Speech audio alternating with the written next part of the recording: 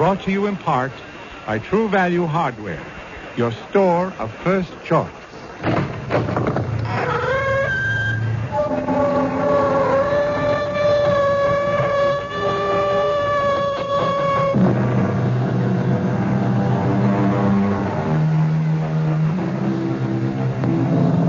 Come in. Welcome. I'm E.G. Marshall. Welcome to the world of your own terrifying imagination. There are people who suddenly find themselves tortured and taunted by a fragile wisp of a memory. It's a memory of something they may have said or something they think they did. Exactly what it was has been long forgotten. But now it must be paid for. And the price? Life itself.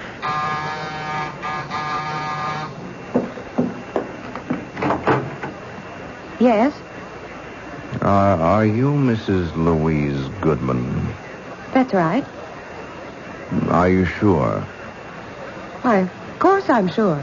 It's just that I don't want to make a mistake. I'm Mrs. Louise Goodman. Who are you? And what is it you want? I want to keep my promise. Promise? What promise?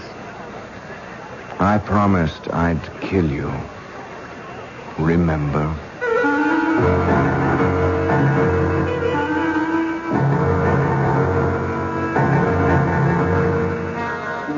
Our mystery drama, A Little Night Murder, was written especially for the Mystery Theater by Sam Dan and stars Tony Roberts.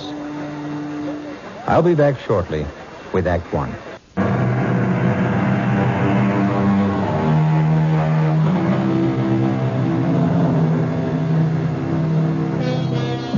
Downtown at night, the city is a deserted place.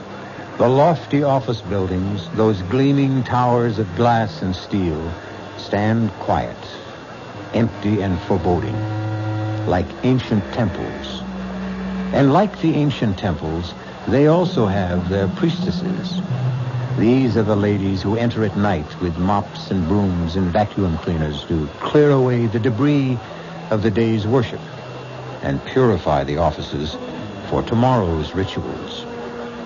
We are concerned now with one of these, a sturdy, middle-aged woman named Mary Margaret Cannon. Steady, hardworking, no nonsense. But on this Friday evening, something seems amiss. Mary Margaret is pale. She's nervous. And every now and then she stops working and just listens. Someone there?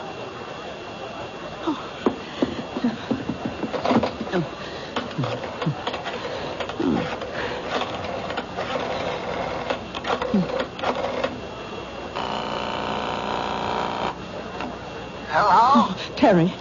Terry, I'm scared. Scared? You? Oh, now, Mary, what did you be scared of? I don't know. It's these murders. Murders? These women who've been getting killed. Now, I'll come and stay with you if you want. Oh, please. I'm so nervous, so jumpy. I'm so scared. Yeah, but why? I just don't know. Terry. Yes? I hear someone coming. Are you sure? I hear someone. Terry. I'll hang up and call the police. Oh, no, don't. It's just the guard. Yeah, you see? Now, is everything okay? Oh, yeah. Look, you just forget I called and get your rest. Oh, good evening, Tom. Oh, you're not Tom. No. I'm the new man, Mrs. Cannon. Oh, well, what happened to Tom? He called in earlier today. He said he was sick. They sent me down to relieve him. How'd you know my name? Oh, Tom told me. I asked him, who's in the building tonight, and he said, just Mrs. Cannon. But what? Tom doesn't know my last name any more than I know his. We're just Mary and Tom. How did you know? Why shouldn't I know your last name? You know mine. How? How would I know your last name? It's Jackson. Remember? Little Peter Jackson? I never saw you before in my life. Oh, you did. Yes, you did. What do you want? I want to keep my promise. What promise? I promised I'd kill you. Why do you want to kill me? You don't remember? Well, let me refresh your memory, Mary Margaret Cannon. 23 years ago, you lived on Baxter Street, and one morning you walked into a little grocery store. Now you remember. You have exactly 30 seconds to live. Oh, please don't kill me, please. You should be saying your prayers. But I told the truth. If it was the truth, then God will forgive you. Pray, Mary Margaret Cannon. Pray. Oh, listen. My husband and I, we have a little money put aside. And I know exactly how you got Well, it. you can have it. All of it. Only don't Pray, Mary Margaret. Jackson! Peter Jackson! Maybe 30 years old, tall, thin, blonde. Don't shout. No one can hear you. They'll hear me. They'll arrest you and hang you. His name is Jackson. Jackson, Peter Jackson. Oh, no, don't. They'll catch you, Peter. They'll catch you. Number 4. Mrs. Mary Margaret Cannon. Number 5, coming up, Miss Alice Maitland.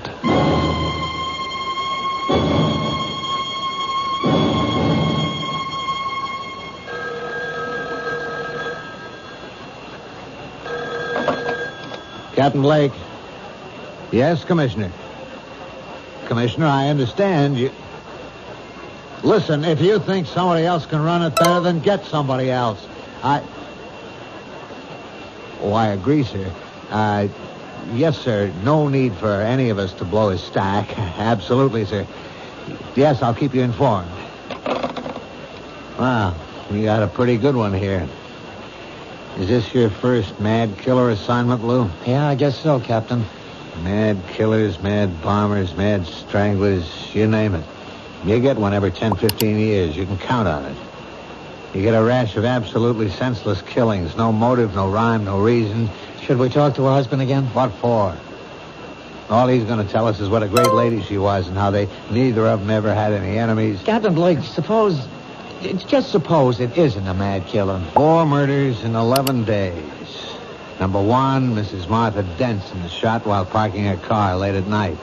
Number 2, Mrs. Janet Drew, shot in her backyard. Number 3, Mrs. Louise Goodman, shot in her apartment.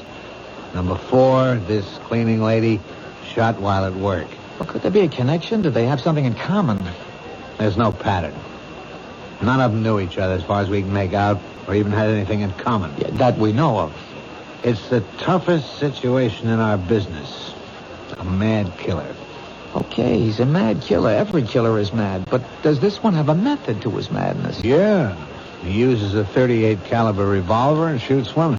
The last one, Mrs. Cannon, that's the problem. What kind of problem? Well, he's a mad killer, you say, so he wanders around, and if he gets a chance, he'll kill. He sees a woman alone in a parking lot. 1230 WCOL. He sees Mrs. Drew in her backyard. He shoots her. He sees Mrs. Goodman alone in her apartment. He shoots her. Okay, how do you account for Mrs. Cannon? You're dealing with a madman, Lou. You can't account for anything he does. All right, 3 women are targets of opportunity. They happened along, or he happened along, and that was it. But he went out of his way to kill Mrs. Cannon. Look, he had to slug the night watchman. He had to take the elevator up 12 stories to find her. It means he wasn't just out to kill any woman. He wanted that woman. Why? That's good thinking, Lou. And if this were almost any other kind of case... Blake. What? Oh, no. Not another one. Okay, all right. Send her in. Did they tell you about nuts while you were getting your college degree? This one coming in sounds like a 14-carat nut to me. Captain Blake? Yes, I'm Captain Blake. This Detective Parker. How do you do? Huh? I'm Miss Maitland, Alice Maitland. I own a bookshop on 3rd Street, and... Well, it's about the murders. Do you know anything about the murders, Miss Maitland? I know who's going to be killed next. You do? Who? Me. Why do you say that? I have a premonition. I see. I know what you gentlemen must be thinking. You're convinced I'm a hysterical woman or a crank. No, but Miss Maitland, do you have any enemies? I don't know of any. Well, we know there's a homicidal maniac loose. It's true he may strike at anyone. That's not why I'm here. I know he's going to strike at me. Well, what reason would anyone have for killing you? What reason was there for killing those other women? You say your shop is on 3rd Street. I'll see that the officer on the beat keeps an eye on the place. Yes. I just thought I should tell you. That's all anyone can do, I suppose. Goodbye. Goodbye, Miss Maitland. Now, Lou, you have just conversed with an authentic member of the Nut Club. I don't know about that, Captain. She's a charter member. She belongs to the I'm the Next Victim chapter. I still say she's not a nut. Maybe not. Maybe she's just some poor little dame half scared out of her wits. Oh, she was calm. She was very calm. As a matter of fact, it's as if she knows what she's talking about.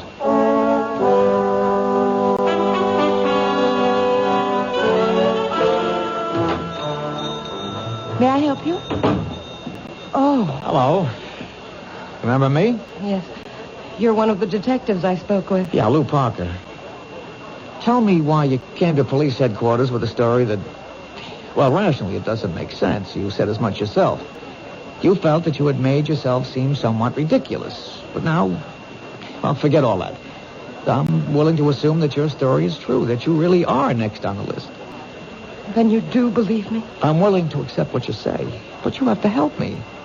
Does anyone have a motive for wanting to kill you? No. You never did or said anything that may have hurt someone? I can't remember. A disappointed boyfriend? I never really disappointed anyone that way. And yet you insist someone wants to kill you. I know it sounds ridiculous. There's a reason for feeling the way you do. If only we could uncover that reason. Excuse me, that's my phone. Hello? Hello? Hello? Hello? Miss Maitland? Yes. What is it? You seem rather pale. Oh? What happened? When I picked up the phone, there was just a click on the other end. As if someone had just hung up.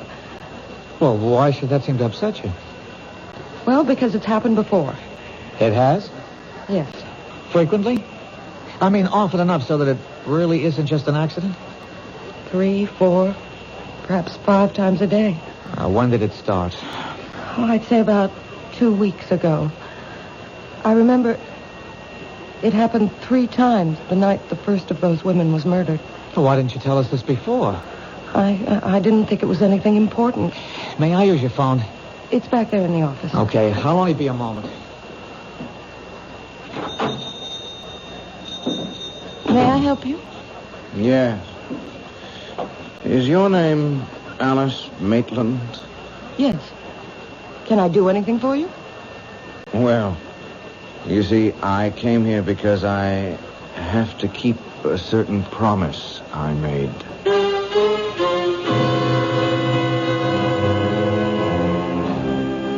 Say what you will about this young man. He has at least one redeeming feature. His word seems to be as good as his bond. But will he be able to keep this particular promise? This problem will be our primary concern when we return shortly with Act 2.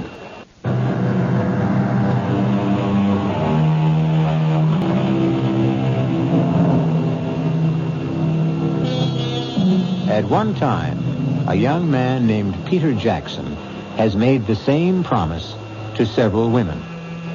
A promise that he would kill them. So far, he has kept his promise 4 times. Now, he is in a bookshop owned by a Miss Maitland, apparently ready to fulfill promise number 5. I came here because I have to keep a certain promise I made. You made a promise? Oh, yes. And I came here to keep my word. Miss Maitland, I think we're... Oh, I'm sorry. I didn't know you had a customer. What sort of promise are you talking about? I had promised a special person I would buy her a book. And I came in here to... Any particular type of book? Yeah.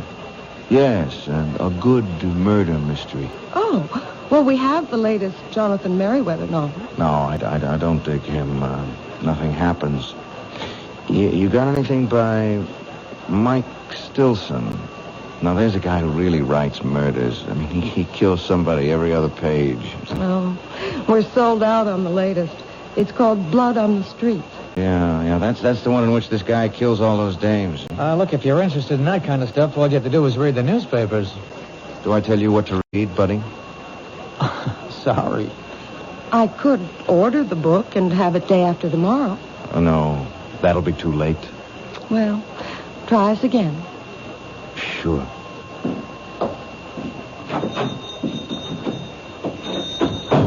Well, there's a guy with gruesome tastes. Well, takes all kinds. Hey, you know, he's a great Mike Stilson fan, and he thinks nobody knows it. Who? My boss, Captain Blake. You're kidding. Hey, this is the very first time I've ever seen you smile. Oh, I smile a lot. It's just recently. I told Captain Blake about the calls. And? Well, you never know. He just grunted and said, I'll stay with it. But what time do you close? Just about now. I'll take you home. I live in this building, 2 flights up. Well, how about some dinner? Oh, you don't have to. You asked for police protection. Is that the reason? Line of duty? Well, yes and no. I'd like to. Except that, well, it's the end of the month and I'm swamped with paperwork. Well, this neighborhood seems safe enough. It's busy. And that diner across the street stays open all night. Look, keep this card handy at all times. It's got a special phone number. Now use it. Anytime you're disturbed by anything at all, no matter how slight or trivial, don't feel embarrassed. Just get on the phone.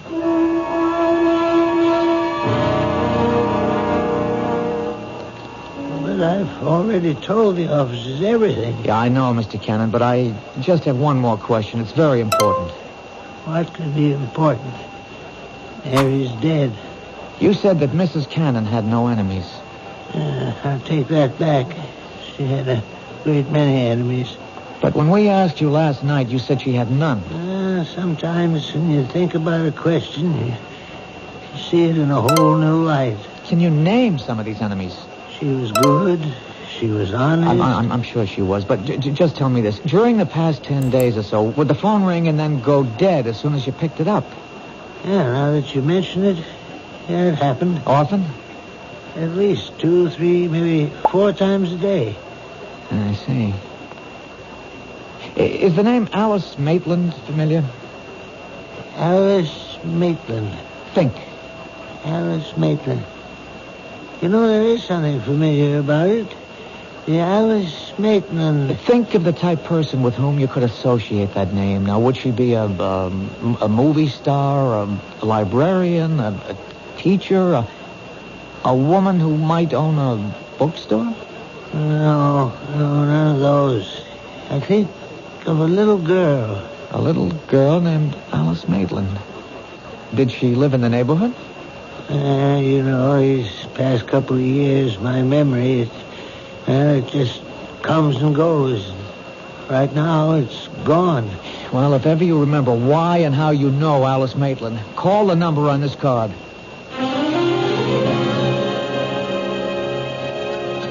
I'll have another cup of coffee, please. Are you waiting for somebody, mister? Well, not exactly. Why do you ask? Oh, well, now you've been sitting around for hours drinking the stuff. The coffee in this joint that good? Look, don't be frightened. Oh, who's frightened? Well, you are, so, just look at this. Look. Oh, you're a cop. Uh-huh. Yeah, I was beginning to think that you could be that mad killer. Well, it could be just about anybody. I hope I didn't scare you too badly. Well, the truth is, I wasn't that much scared for myself. No? But You've just been staring at that building across the street. I got the idea you were watching for something. Are you? Well, maybe. Could I have change for the telephone, please? Thank you.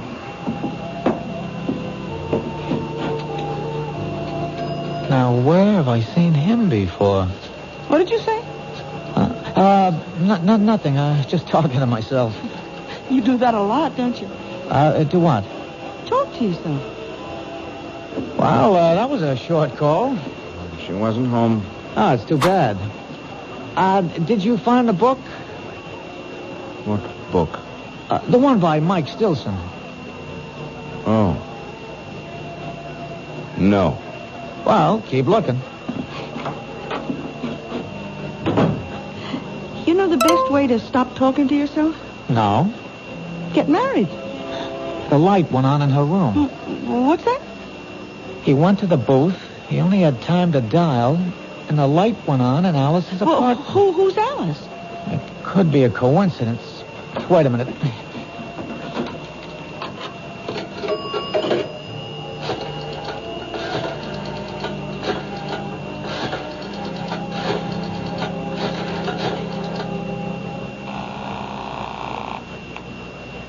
Hello? Alice, it's Lou Parker. Did I wake you? No. I'm up. Did your phone ring just a minute ago? Did it ring? Well, I don't know. What do you mean you don't know? Well, I'd fallen asleep and, well, I must have been having a bad dream. I think I heard the phone, but it could have been in the dream. Anyhow, I did wake up suddenly, and I turned on the light, but I didn't hear the phone ringing anymore. Could it have been the ringing of the phone that woke you? I don't know. Did I hear it ring, or did I dream it was ringing? Why do you ask? I'm just checking. Anyhow, I'm glad you're okay. I'll see you tomorrow. Good night. Oh, that was a short phone call, too. Yeah. How is she? Who? Your girl. Now, how do you know I call my girl? I told you I read character. Do you also read the future? Like an open book. Well, I sure hope so.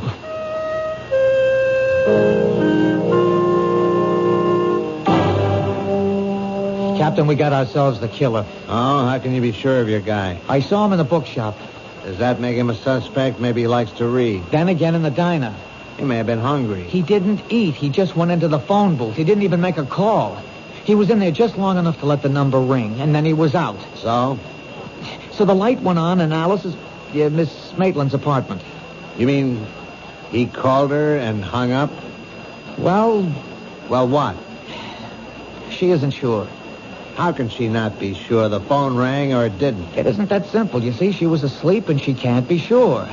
If it was the ringing of the phone that woke her up, or if the ringing of the phone was part of her dream. Good luck. Look, Captain Blake, there's something about this guy. He's young, about 30-ish, thin, blonde, a very hard line to his mouth. Lo, I think you better report in for general duty. This case is getting to you. Well, Captain, please. It's no reflection. It's even to your credit. It shows you care about people. Captain, let me have one more day. All right, Lou. 24 hours.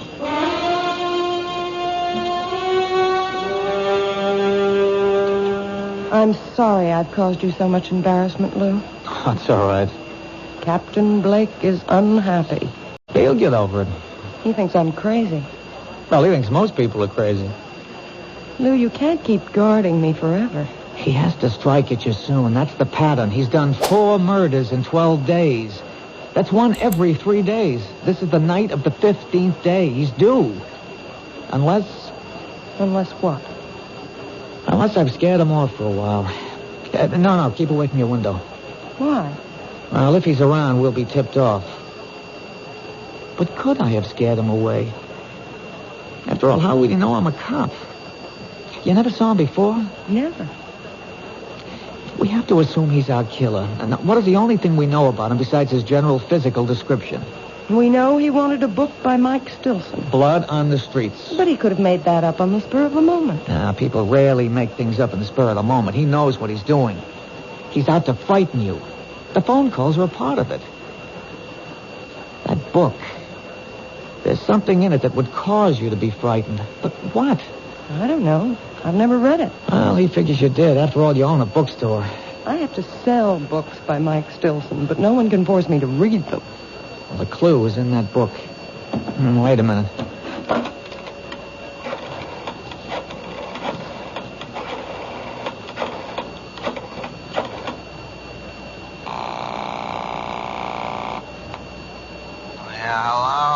Captain Blake, it's Lou Parker. Do you know it's 2 a.m? Yes, sir, but I'm calling in the line of duty. You live dangerously, Lou. What is it? Captain, you've read all the books by Mike Stilson. What? Don't deny it, sir. It's a known fact throughout the department. You mean you woke me up at 2 a.m. just to ask? Line of duty, sir. If I read those books, it's only because I get a good laugh at how unrealistic they are. Captain, what's the story of Blood on the Streets? Lou, I hope your patrolman's uniform still fits. I'll be able to prove this is the line of duty. Yeah, Alice, pick up in your extension. Well, in a nutshell, a bunch of spoiled, rotten rich kids are kind of high. They're joyriding in this sports car, and they run down and kill this harmless old gent. The harmless old gent has a son. The son comes back from Vietnam. He swears he'll have revenge, so he shoots the joyriders one by one. That's it? That's it. And it better be line of duty. Well, Alice? No. I was never involved in anything like that. Does it remind you of something that might be similar? No. But it has to. Think. I hope you don't mind if I answer your phone. Hello? Detective? Yes. He's here.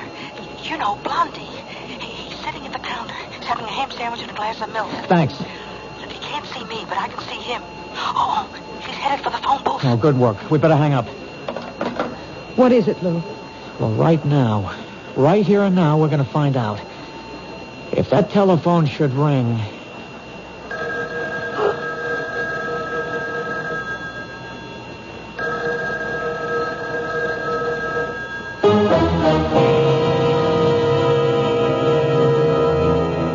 Whatever his faults, and we have already witnessed a rather grievous one, at least young Peter Jackson is something of a sportsman. In his own way, he warns his intended victims. He even tries to give them clues. This time, has he given one too many? We'll be back shortly with Act 3.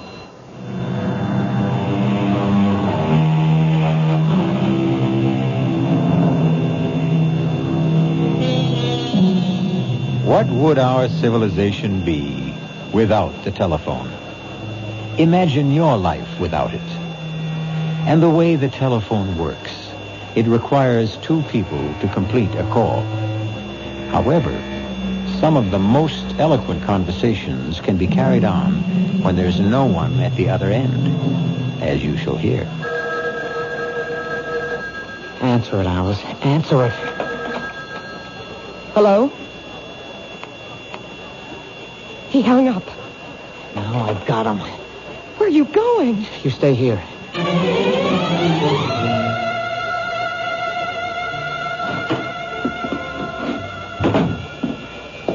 Hi, Detective. Where is he? Blondie? Well, I told you he went into the phone booth. He didn't stay in there more than a couple of seconds, and then he ran out of here. Did you see which way he went? He didn't even pay his check. Which way did he go? Look, you got nothing to worry about. You'll get him. What are you saying? He ran into a cab that's usually parked outside. All right, could you describe I don't have to describe. I know. Look, all I want is... I know the cab driver. He's a school teacher for days, and he moonlights. His name is Vic Wilson. Does he have a radio? They all have radios. How could he make a living? What's the company? Oh, what a great witness I make. Jefferson. You even got the number on a card in the phone booth. Blondie's in for it, huh?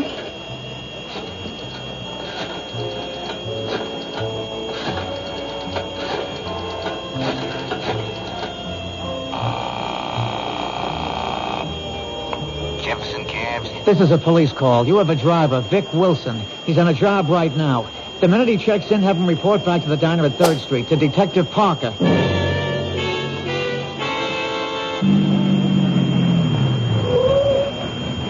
Detective Parker? Yeah. How do I know? My badge. Get in.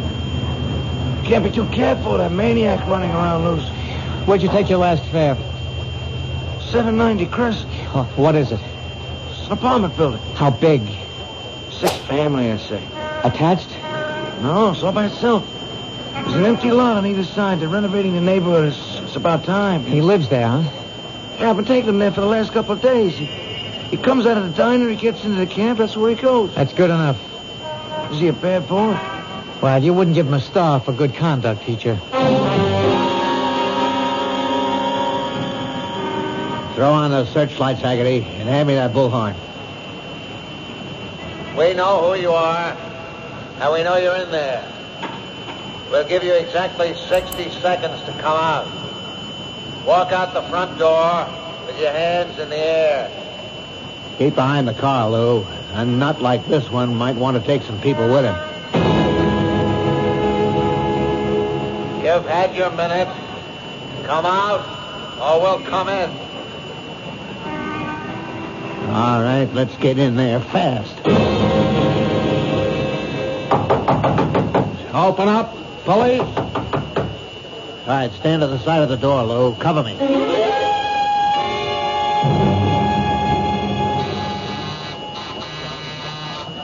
Who is it? It's me, Lou.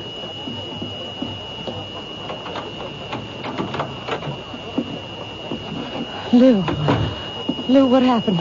Well, You didn't get him. no, we didn't get him. Maybe it was the wrong house.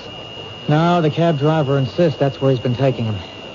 Then what happened? Oh, he's smart. He has himself dropped off at a false certain address in case he's being tailed, and then he sneaks out. Makes sense. Of course, Captain Blake doesn't believe a word.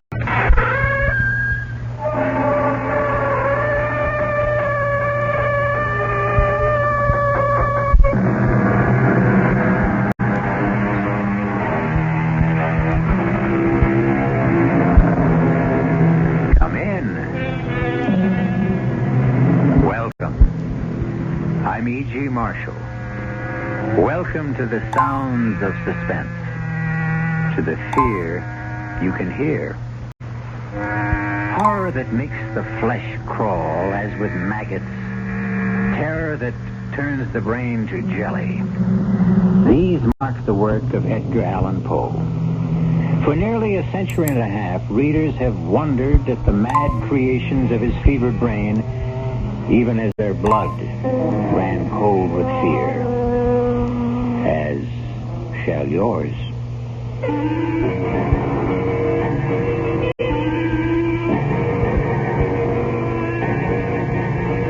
Our mystery drama, The Fall of the House of Usher, was especially adapted from the Edgar Allan Poe classic for the Mystery Theater by George Lothar and stars Kevin McCarthy. I'll be back shortly with Act One.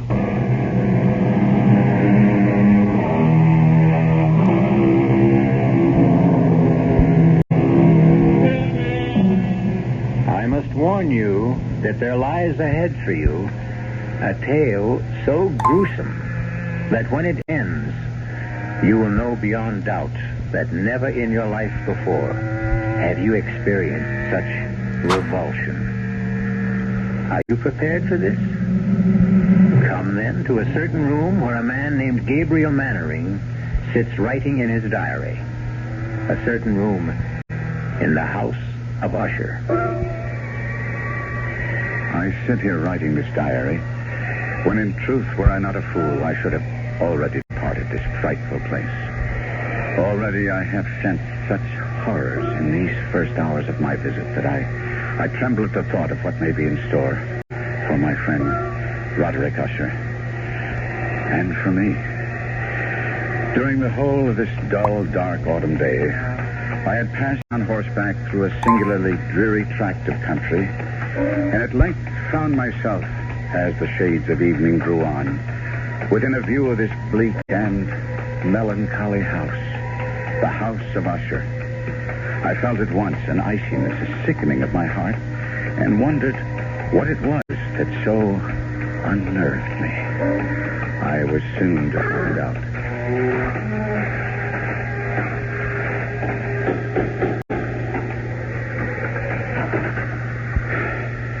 You would be Mr. Mannering, sir? Yes. My master waits you. One moment. This One way. moment. My horse. Oh, we'll be well cared for, sir. Oh, that carriage standing there. That black carriage? Is there another visitor? Only the doctor. He is attending Miss Madeline. This way, sir. Thank you. Follow me now, sir. Mm. We turn here, the passage on our left. Mm. Now, this to the right. I had no idea the House of Usher was so vast. Ah, yes, vast. Above and below. Below? There are chambers underground, vaults, dungeons that even I have never seen, and I have lived here as servant to Mr. Usher more than 30 years. Here we are, sir. Come. Mr. Gabriel Mannering, sir. Oh, Gabriel. My dear good friend, you've come at last. Roderick, I came immediately on receipt of your letter. It gave me cause for concern. Deep concern, after all, Roderick. Not having seen each other in years, nor corresponded even, to receive a letter from you was in itself a surprise. But the contents, Roderick, the contents were a shock. How ill are you? Ill? I'm not ill. Not ill? But in your letter... I am not ill. Oh, I may have mentioned something of the sort in my letter, but... More than mentioned, you spoke of acute bodily illness, of oppressive mental disorder, of a malady, dear friend, so strange you could not bear to face it alone. Now, that is why I'm here. That is why I came at once. The terrible agitation in your letter. Oh, mood. It was nothing but mood. Mood of the moment, nothing more. Come now. Cato, the port. Good. Thank you. I'll pour. And, Cato. Sir? Dr. Wyndham is with my sister still? Yes, sir. I would speak with him before he takes his leave if he feels I can bear to... Sir? Nothing. Just say I wish to see him. Yes, sir. The vintage Port Gabriel. You'll enjoy it.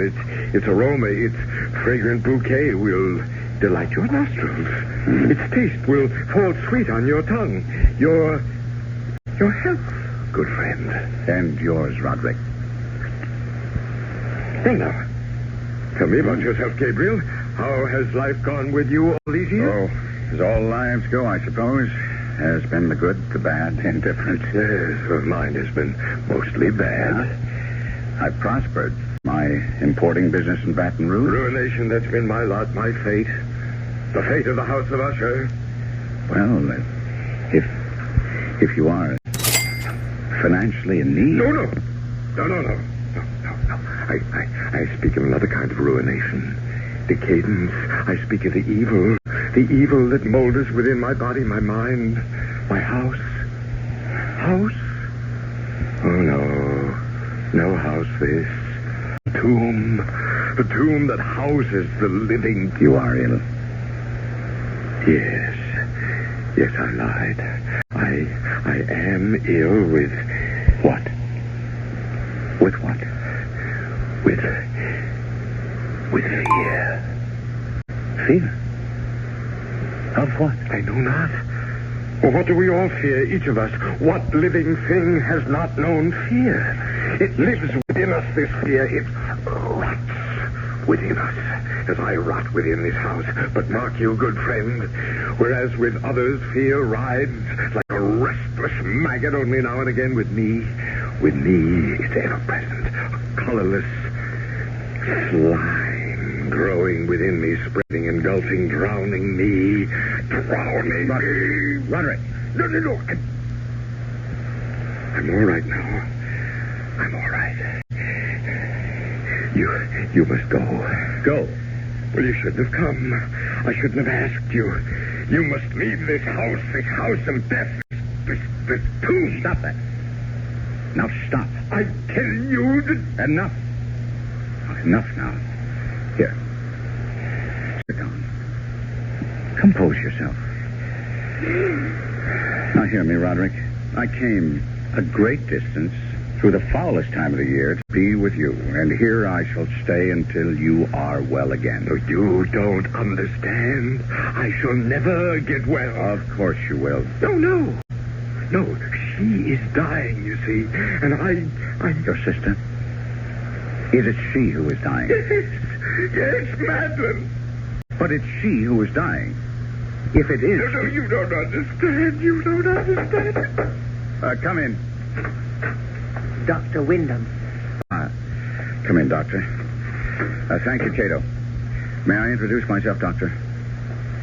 Mr. Usher, as you see, is not himself. I'm a friend of his. Gabriel Manning of Baton Rouge. Oh, how do you do? Louis Wyndham. I entreat your pardon, both of you. Now, Roderick. Well, my nerves sometimes. Yes, I know, and I'm sure Mr. Mannering understands. You've been taking the laudanum I prescribed? I used the last only yesterday. Well, I'll see that you get more. Oh, thank you. My sister? There's no change. How long? Before death. I don't know. Your sister's malady baffles me. I don't know what is killing her, nor do I know what keeps her alive, when in truth, she's all but... Would it be impertinence, Doctor, for me to ask you what you mean by that? Well, no, Mr. Mannering. Quite simply, there have been times when Miss Usher, Madeline, has been devoid of all vital signs. And by this, I mean I've been unable at these times to detect a pulse, blood pressure, any respiration whatsoever. Mm-hmm. Yes. And yet, moments later, she's opened her eyes and returned to the world of the living. Strange. Yeah, I've encountered nothing like it in years of practice. It's not too far from the truth to say that she is, and yet she lives on. Yes. Like the house itself. Now, Roderick, you mustn't harp I tell you, we are like this house. My sister and I, we are this house. The house is us. The house is, and yet it stands. Your aberration about this house... It is no aberration. It's the truth. The House of Usher crumbles, yet it will not fall. Madeline, she will not die. And as for me, oh, heaven, the horror that awaits me. I'll send the laudanum as soon as possible, Mr. Mannering. There's little else I can do. Yes, I have other patients to attend. Thank heaven it's a moonlit night. I have many miles to travel. Good night. Good night. Roderick. Yes. Roderick, I want to help you in every way I can. That's why I'm here. But now, you must do your part to help yourself. What do you mean? Well, I could be wrong, but it seems to me you let yourself go to pieces all too easily. This talk, this wild talk of your sister Madeline being and yet alive. Well, now that's nonsense, you know. No. Yes, well, I'll agree with you with one thing, and one thing only. In a way, you have become this damnable house. No healthy, sane man could live here for long without beginning to lose his sanity, without serious damage to his nervous system. I've never seen such gloom, inside as well as out. This very room reeks of dejection, despondency, undusted cobweb furnishings, black drapes covering the window. Here, let me throw them back and at least get some moonlight, if not sunlight, into this place. There. That's... Roderick. What is it? There's a graveyard. I can see it in the moonlight. The family graveyard, yes. Who would be walking in it at night? What do you say? Well, where do you see that? There. Amidst the headstones. Oh. It's Madeline. What is she doing out there? Well, we'd better go and find out. Good Lord. In the doorway. What is it? Madeline. Am I thing to look upon. Dear brother.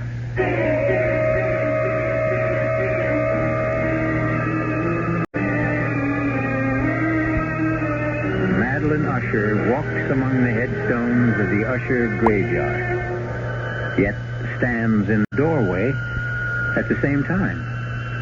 Does her spirit walk abroad?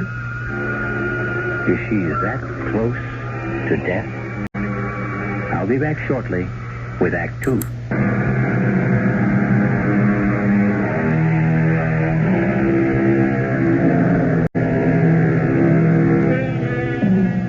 Again, I must ask if you wish to go on, and warn that if you do, you will experience a kind of horror for which I can find no words.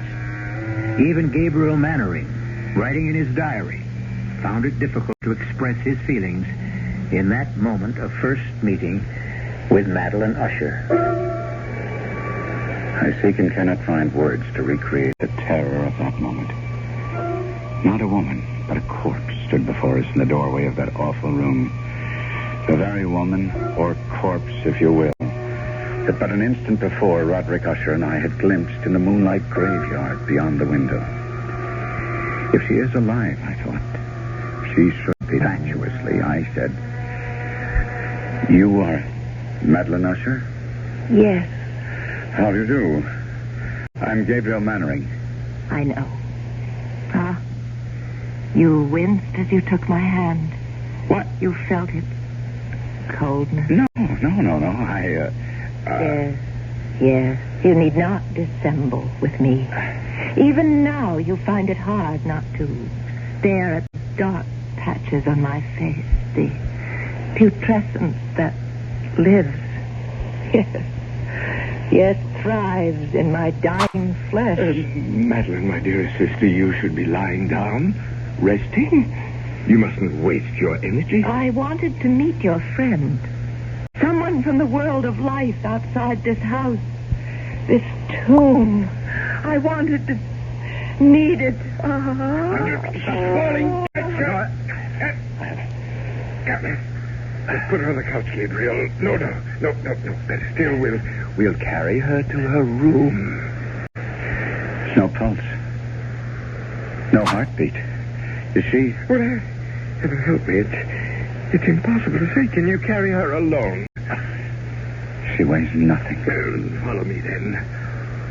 Oh, what evil stalks the House of Usher. Help us, dear Lord. Please help us. Put her down, Gabriel. Gabriel. In what? In that? It's her bed. A coffin.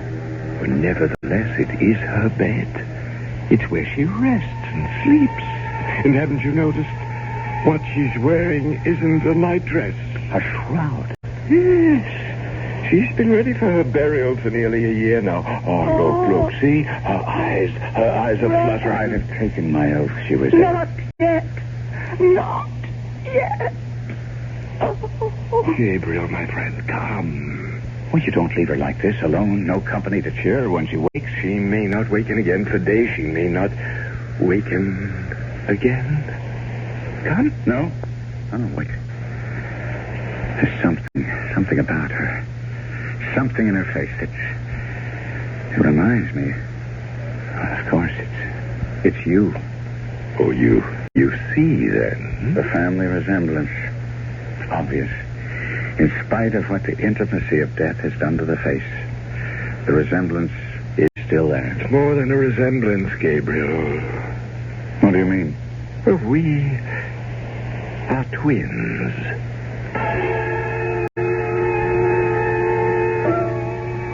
As my friend spoke those words in that chamber of death, a curious change came into his face. It floats before me even now as I write, a complexion gone so suddenly cadaverous, his eyes large, liquid, and luminous beyond comparison, thin and pallid lips gone thinner, paler. For a moment, he seemed scarce human. I had tried to calm his fevered nerves by telling him it was his sister, not he, who was dying. And he had cried out. You don't understand. You don't understand. And now, in an instant, I did understand, or at least the shadow of what he meant touched me, and I was filled with a dread, a loathing of what was to come that I cannot fully express. Had I known the full truth of what lay before us, my loathing would have increased 100-fold, and I should have fled the House of Usher then and there. Certainly, I should not have found myself at breakfast with Usher the following morning. Another helping, Mr. Mannering? No more, Cato. Then I can give you the message. A message from whom? Miss Madeline. She wishes to see you at your convenience. Well, then I'll go to her, of course. Now, why do you look at me like that? And now, why do you turn away? Cato, face me. Look at me. What is it? Cato, is it the odor? Yes, sir. You'd best not go, Gabriel, or if you do, another time. I don't understand. The odor, the stench of putrefaction. It's stronger at times than at others. And you mean that she... Take me to Miss Madeline at once, Cato. No. It will sicken you, nauseate you, even infect. Well, it can kill me and be damned to it, but I'll not disregard a last wish of a dying woman. Unlike you, Roderick, I do not fear death.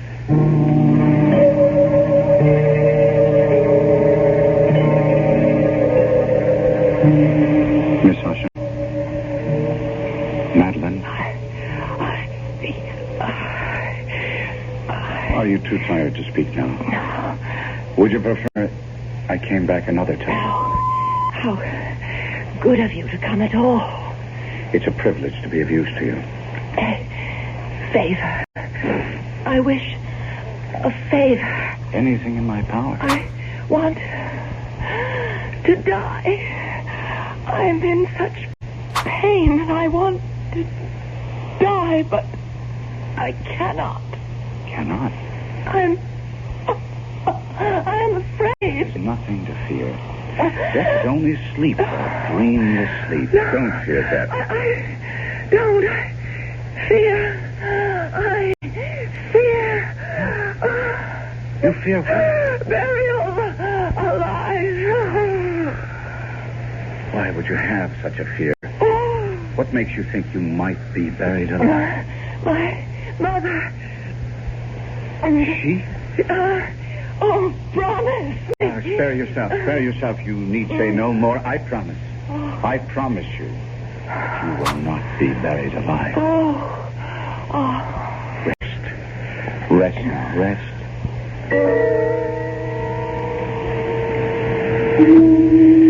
That is what you meant, Roderick, is it not? Like her, like your twin, you don't fear death so much as you fear being buried alive. Life's part of it. Yeah? Yes. Only part? Well, I fear... Oh, God, more than I can tell you. I fear what happens in death. Another aberration. As with the house, so with this. You are a man given to aberration. And what of that? You make as little sense as Wyndham. You think because you call a thing an aberration, it'll go away, that it will cure itself if you but name it. Reason. Common sense. Reason, common sense.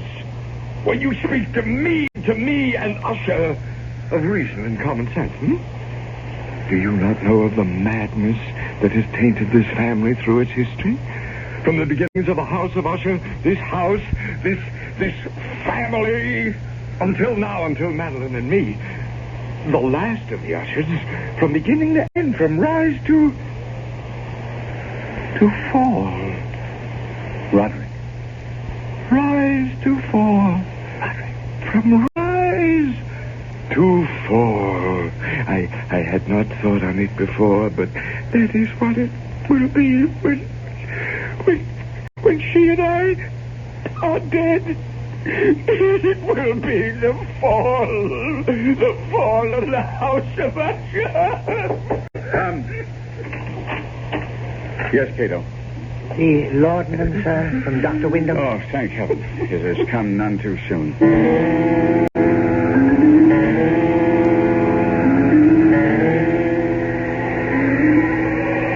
Mr. Mannering, sir. What? Oh, yes. You've been sitting here in the graveyard for nearly 2 hours. That long? Yes, sir. Tell me, Cato, how long have you been servant to Mr. Usher? More than 30 years, sir. But I thought I'd told you that the night you arrived just a week ago. Did you? Now, then I forgot. Were you here when the mother died? The mother of Mr. Roderick and Miss Madeline?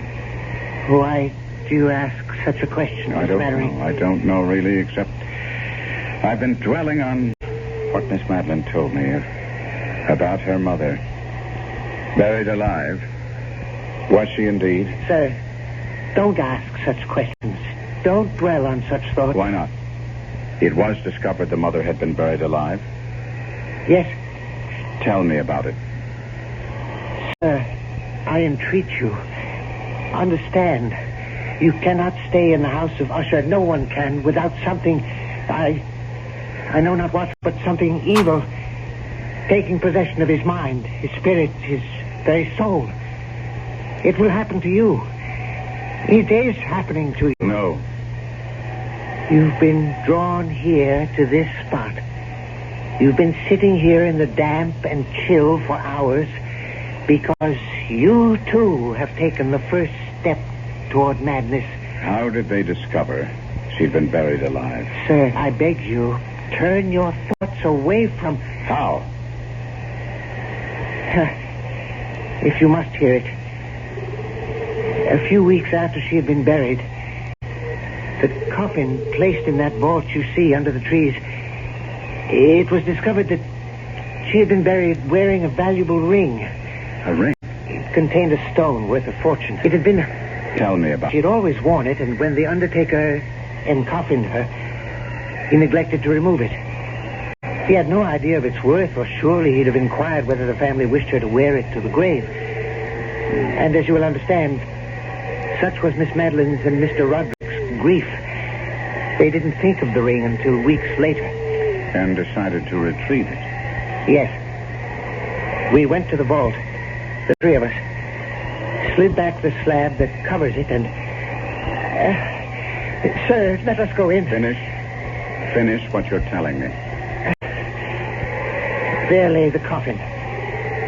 The lid was in two parts. A lower part that covered her body from the waist down, an upper part from the waist up. This I pried up, and there... Go on. She lay face down. Her hands had torn chunks of hair out by the roots. Such was the agony of terror. Hands, do I say? Claws. They had become rigid in the death throes. Yes. We turned her over. Her face, oh, my God, be with us. Her face, I cannot describe. I cannot. Enough, honey. Oh, chill is getting to me. No! Henry! Quickly. Come. Heaven help us. What is that? They're coming toward us from the house. Roderick! Help me! What? Help me! What is it, man? A corpse! What? Madeline, dead. She's dead at last, dead, but... What? What is it? She tried to take me to the grave with her. She tried to drag me into her coffin. No. Roderick, pull yourself together and tell us. I went to her chamber to see how she was. I called her name again and again and again, and no answer. I felt for a pulse, none. I lay my head against her breast, no heartbeat, and then... Oh, God! Her arms were entwined around my neck, her cold arms around my neck, and I tried to break free, but I couldn't. I grabbed her wrists and I tore her arms from her neck. Sir, I've got him. Help me carry him inside.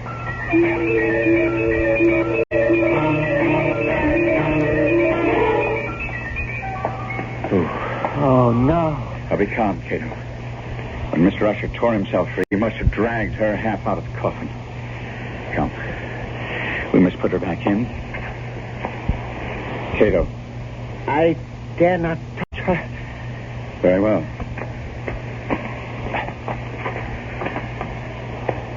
There. Is she at last dead? She seems so.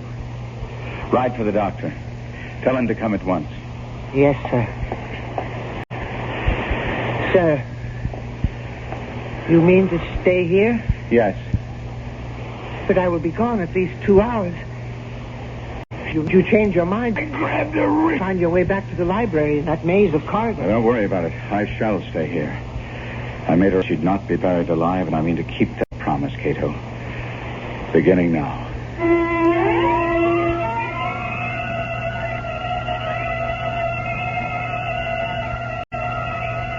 Alone in that chamber of death, within the House of Usher, Gabriel Mannering seats himself beside the coffin of Madeline Usher to keep his vigil and his promise, and wonders if he himself may not be going mad. I'll be back shortly with Act 3.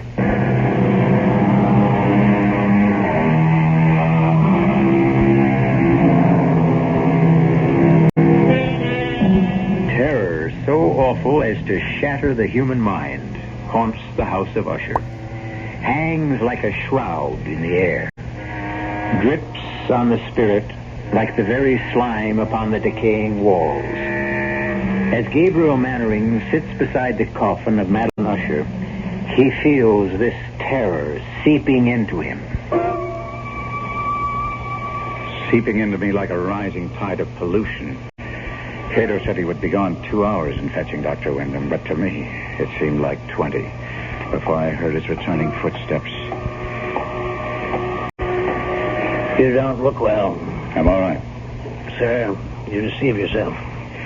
Well, never mind now. I'm seeing Miss Usher. That bag, Cato? Thank you. Heart first. Mm-hmm. Is she? No, there's no heartbeat. None whatever. No pulse. No vital signs at all.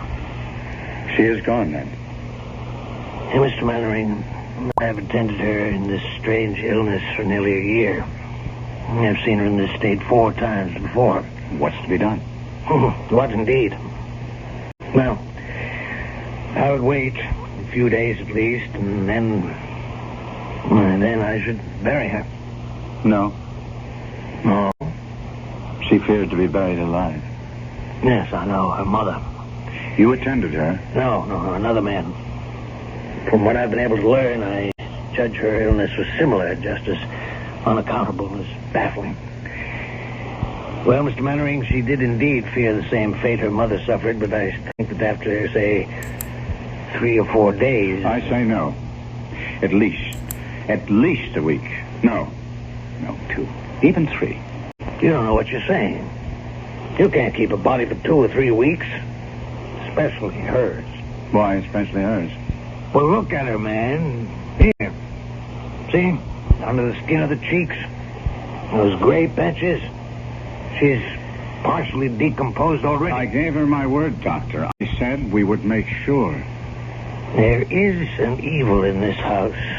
A sinister, malevolent thing that fastened itself on the Ushers years ago.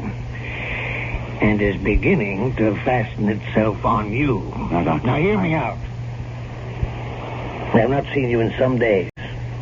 The moment I came into this room, I saw it. I tell you, I saw it. The change in you. The sickening in you. I do not use this word lightly, Mr. Mannering. The insanity in you. You are right. I gave Madeline Usher my word she would not be buried alive, and she will not be. Now, I see that I cannot dissuade you. Very well. Do as you wish. And may God help you.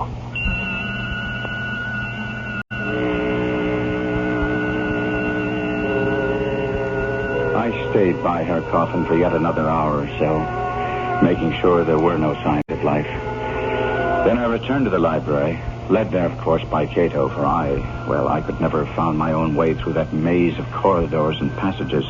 I found Roderick Usher seated bolt upright in a wing chair, staring at I know not what. Roderick, I must talk to you. Do you hear me? Yes. Now, Roderick, as I told you, I promised your sister to take every precaution against her being buried alive. She is dead. I know it in my heart, my soul. I know it. I believe so, too. But we must be certain. Now, that presents a problem. Roderick, are you listening? Problem? Yes. Decomposition. If she is dead, she will decompose. And after a period of days, well, if you could imagine... Days? Days of what? Of visiting her coffin at least every 12 hours, say, to make sure she's dead. Are you mad? We must keep her body. 1 week, 2. And the question is, where? Where? We'll have to leave the coffin open in case she should regain her senses. On the other hand, if she is indeed dead, Well, there are vaults deep down beneath the house. We could put the coffin in one of those. Good. We'll do that, then. Yes. We'll do just that.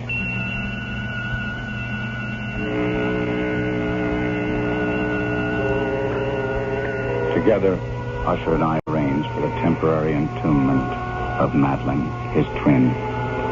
The vault, so long unopened that our torches were half smothered in its oppressive atmosphere, was small, damp, and entirely without means of admission of light, lying at great depth beneath the house. There, Gabriel. It is done. We must come here again. In no more than 12 hours. As you say. As you say. Before he wished only to bury Madeline, or he'd become so compliant, agreed so readily with what I said. Only I'd asked myself that question. But I did not, and in consequence, faced an unexpected problem. Why do you not believe me? It isn't that I don't believe you, Roderick. I wish to see for myself. There is no need for you to do it. I have done it. You have? I have visited the coffin at least once every 12 hours, sometimes twice. She does not live. Take my word for it. It is my word concerns me. I gave my word to her, not yours. She is dead. I assure you, she's dead. It was about that time the sounds began. Strange knockings, creaking. Perhaps it had begun before, but I had not at first. I would hear some curious sound from below and say to Roderick, "What was that?" What was what? Listen. What is that? Rats, perhaps? Rats? Well, the house is infested with them. I've never heard rats make sound like that, I answered. Time went on, and it seemed to me the sounds grew louder, and I would say to Roderick, "Listen." And he would answer. A door banging in the wind somewhere. And I would say, "There is no wind." He would answer, "Well, then it's something else. Don't bother me." And on that fatal night as we sat in the library, he'd sitting, staring vacantly at nothing, trying to read, but my mind was on that awful chamber of death far below him, outside the wind gathering for a storm. It happened. I became aware of distinct, hollow, metallic, yet muffled reverberation. Complete unnerved, I leaped to my feet and looked at Usher. His eyes were fixed before him, and throughout his whole countenance there reigned a stony rigidity. I said, "Roderick, do you not hear it?" "Yes, I hear it and have heard it, as you have. Long, many minutes, many hours, many days have I heard. Yet I dared not speak. No, touch me not. I am accursed. Cursed! For I heard the hunters did you, but I dared not speak and dared not go. Not go? My God, are you telling me that not once have I gone down to see? I dare not! I dare not! We put her living in the tomb. She comes for me. Listen. Now listen and know. We've heard the rending of calf and the grating and iron hinges of a prison, struggles within the covered archway of the vault. And now, she comes for me. The moment she'll be here. I hear her footsteps on the stair. I hear the horrible beating of her heart. She comes for me, she comes. I tell you, she stands outside the door.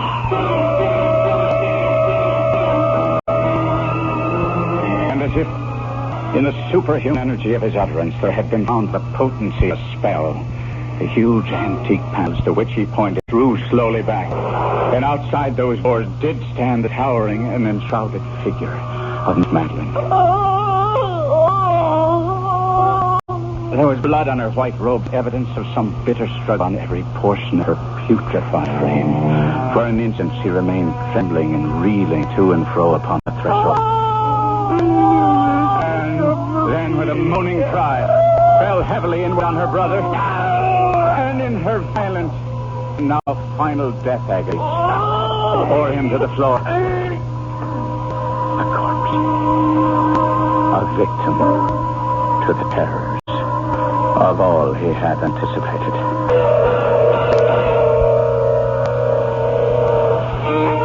This is E.G. Marshall. I shall return shortly.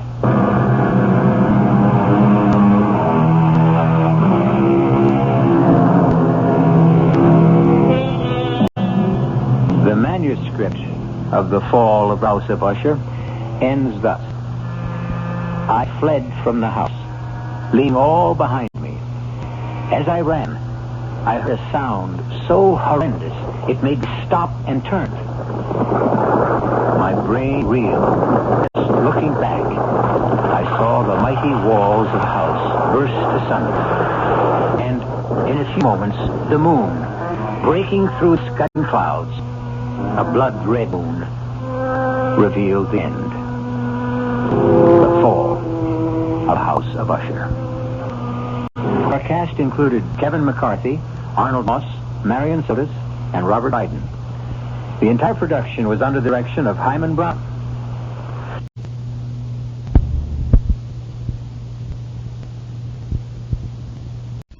And now, Mystery Theater, brought to you in part by True Value Hardware, your store of first choice.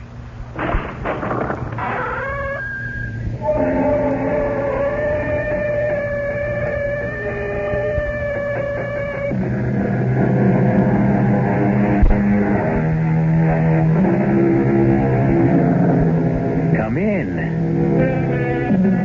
Welcome. I'm E.G. Marshall. Welcome to the sound of suspense. Welcome to the fear you can hear. Welcome to the world of terrifying imagination. The subject of the story you're about to hear is murder. But the subject is also time. We've all heard of killing time. But have you heard about using time to kill? You will in the next few minutes when Mr. Owen Layton himself tells you his most ingenious scheme for getting rich quick by means of sudden death. Owen, for heaven's sake, what are you doing here? You're supposed to be in Paris. Nice choice, Harriet. And I seem to have done exactly that.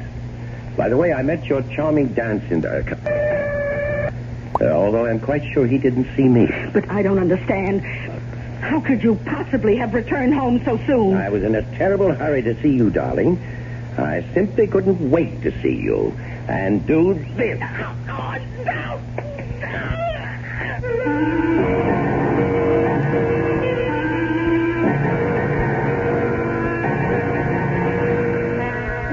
Our mystery drama, Sea of Troubles, was written especially for the Mystery Theater by Henry Slessor and stars Stotts Cotsworth.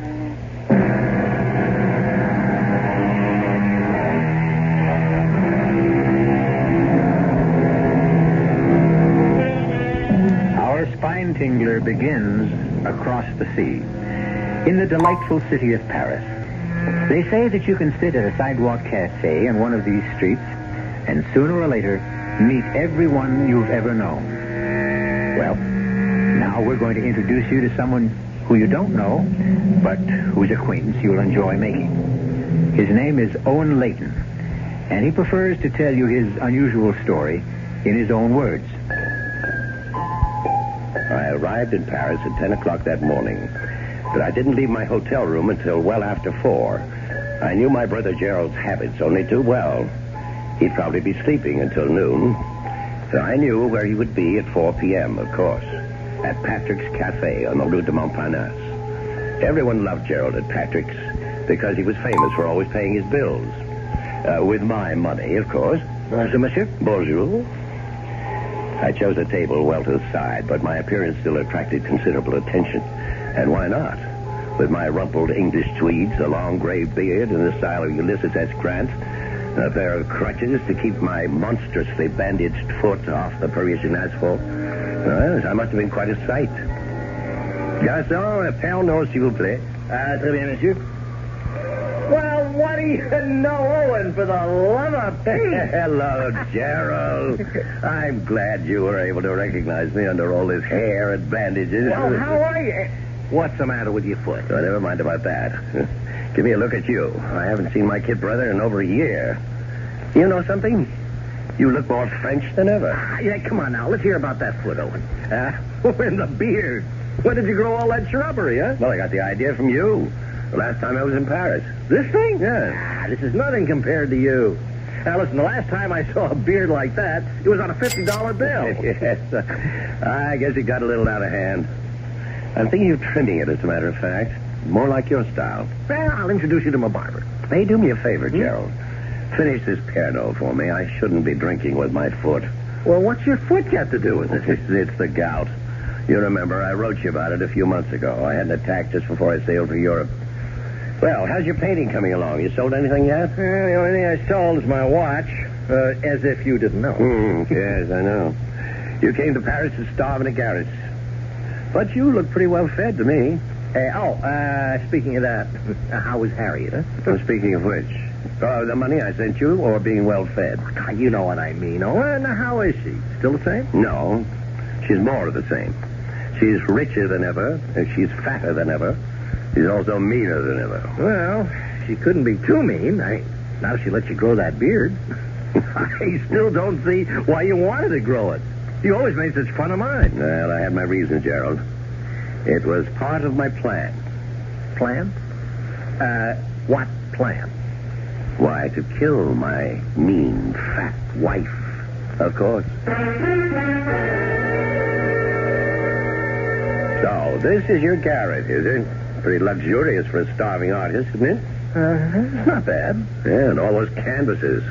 Some even have paint on them. Well, don't tell me you're really working. Owen, I know you're no saint, but I don't think you're wicked enough to do what you said. Strangle Harriet? No, Gerald, I'm wicked enough, just not foolish enough. My wife's money will be precious little good to me in prison. Now, don't tell me you've got some kind of a foolproof scheme, Owen, because there is no such thing. Sit down. And no matter how clever you are, there's always someone cleverer. In the detective novels, perhaps? Now, sit down before I kick you with my gouty foot. I've got 5 pounds of bandage there. It makes quite a weapon. I don't understand what you meant about gout. It's the very cornerstone of my plan. I have established a medical history of the disease if questions arise later. Questions? Yes, about the bandages. Owen, I have never seen you like this. You're really talking wildly. Now, those crutches, the beard, all this crazy talk about killing people? It's not crazy at all. It's a beautiful, rational scheme. And one that you will be eager to see succeed. Owen, what's happened between you and Harriet, huh? Well, nothing sudden. It's been a gradual change. Perhaps the inevitable result of advancing years. You know, I was considerably younger than Harriet when we married. Now it seems I'm not young enough. Now, wait a minute. Are you cutting me off? Are you going to stop sending me money? Nothing of the kind. As long as my income can support it, you can continue to develop your artistic talent. The question is, how long will my income continue? It's been 10 years since I married Harriet. The difference between our ages is suddenly not so great. Harriet is discovering that there are younger men in the world. In fact, there's one particular one she's fond of. You're joking. Yeah, he's a dancing instructor, as a matter of fact. She met him when I had my first attack of gout. I couldn't move for a month while Harriet indulged herself in non-domestic pleasures like dancing. But to talk about killing her... Killing her carefully, Gerald, with due regard to the risks involved. Actually, I thought of the answer when I was flat on my back. I had plenty of time to think then. About what? A unique phenomenon of the modern age. The magnificent paradox of transoceanic travel. Travel? Yes. A ship makes its journey in some 5 days. A jet plane takes only a few hours. But you hate planes. You've never been on a plane in your life. Yes, that's right. They terrify me. Well, what does all this have to do with killing Harriet? Everything. For you and I, brother, are going to put that transatlantic paradox to use. We're going to prove that the difference between a ship and a plane is a lovely way to commit murder.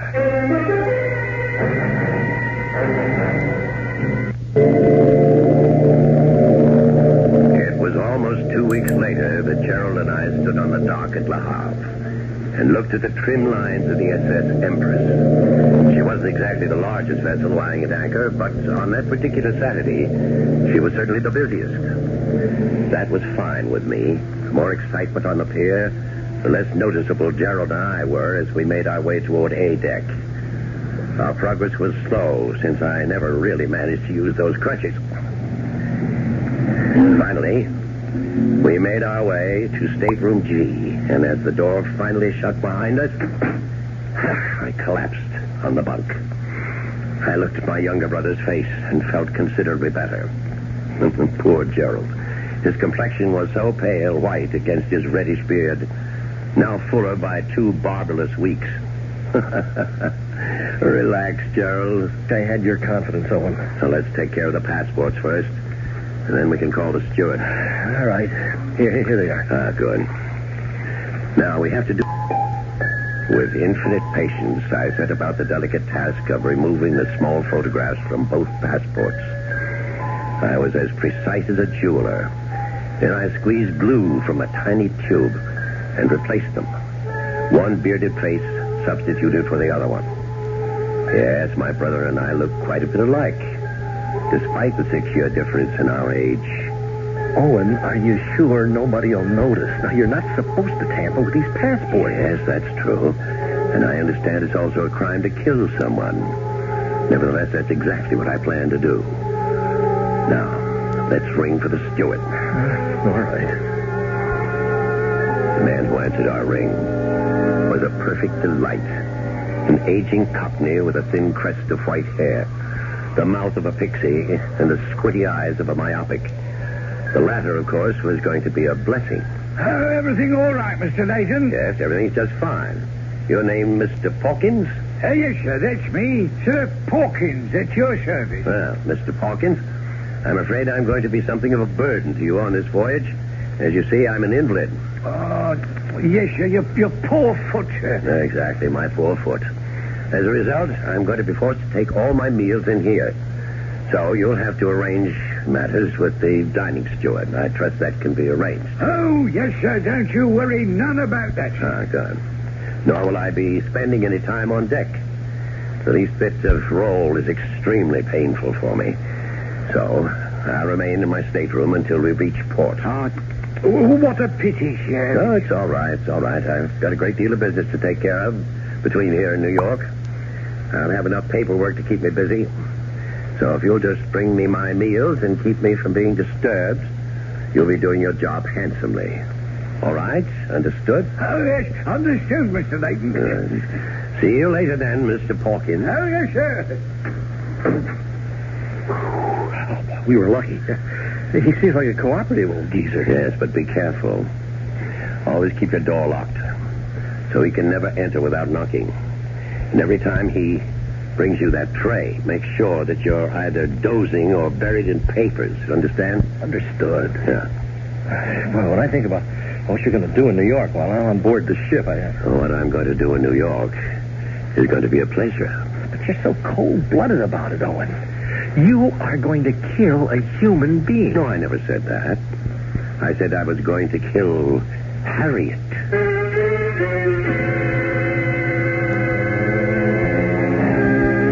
Poor Harriet. There she is in her lavish New York townhouse, thinking about nothing but her dancing lessons, while aboard the SS Empress, 2 men are plotting her demise. Of course, we're not yet certain how Owen Layton plans to get away with murder. Even if he does fly to New York and his brother sails in his place, we'll simply have to wait until I continue shortly with Act 2.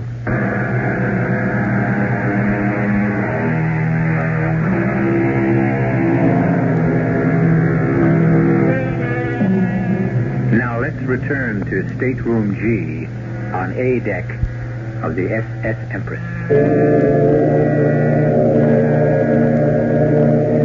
It's almost sailing time. The first all visitors ashore warning has been sounded on all levels of the great ship. But in Stateroom G, of course, the warning has a special significance, because now the visitor has become the passenger, and the passenger has become the visitor. But let Mr. Owen Layton speak for himself. Listen to me, Gerald. And listen very carefully. For Pete's sake, Owen, we've been over this 100 times. Now I'm saying it for the last time. You must do exactly what I've said. Exactly. The smallest variation can cause total disaster. Oh, I promise you. I won't move from the stateroom. I'll be a good little rabbit in my cage. Yes, that's exactly what worries me. Your rabbit-like tendencies. Don't expect me to enjoy it. When I think of all those cute little bunnies strolling around on the deck. No, just forget they're there, understand? Let me get this bandage off my foot. Oh, and don't forget the 6th night. You'll manage, all right? Won't be any fun, Owen. Yes. Neither would it be any fun to fill gas tanks in Hoboken. Not as much fun as living on the left bank with those Parisian beauties of yours. All right, I know. And don't forget who's really doing the hard work, Junior. Including that plane trip tonight. Oh, for me, that's the worst part of it all. Listen, how high do those buddy things fly? Oh, 30,000 feet, I think. Oh, it's preposterous. There, the bandage is off now. Now, let's get them on you. By the time the next all ashore sounded, the transformation had been made. The bandages were on my brother's foot, and the crutches were lying snugly beside his bunk. And I was all set to leave. With Gerald's gray tweed coat belted around me, with Gerald's hat on my head, I strolled to the visitor's gangplank and left the SS Empress to its business.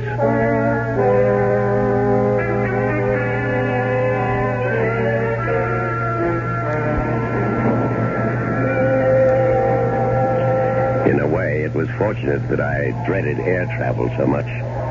The thought of being carried aloft some 30,000 feet inside the monstrous machine parked at the Gate 7 on Orly Field was completely engrossing.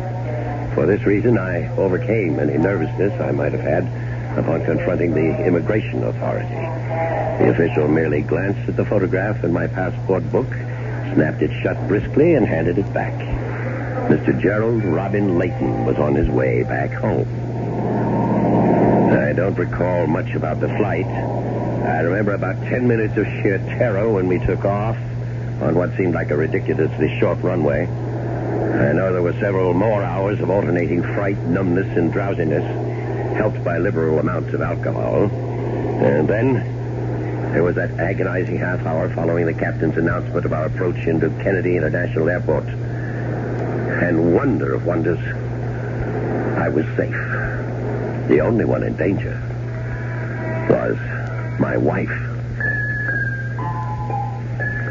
It was midnight in New York, and I climbed into a taxi and gave the driver our destination, Grand Central Station. In the terminal, I deposited my single piece of luggage in a public locker and took still another taxi to the street where Harriet and I had spent the last 4 years of our marriage. The brownstone was an imposing building from the exterior, but Harriet's money had made it possible to scoop out the interior and transform it into a duplex of cunningly modern design. I had spent several happy hours in this house, about 7 or 8, I think. It was 1:20 in the morning by the time I arrived, and the traffic had gone from the quiet streets of Sutton Place.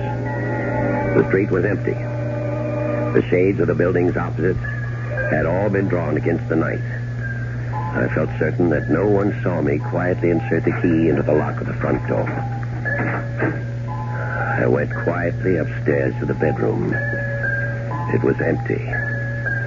But that was no surprise. It was Saturday night. Presumably, I was in Paris. Therefore, Harriet was on the town, probably in the company of her dance instructor friend.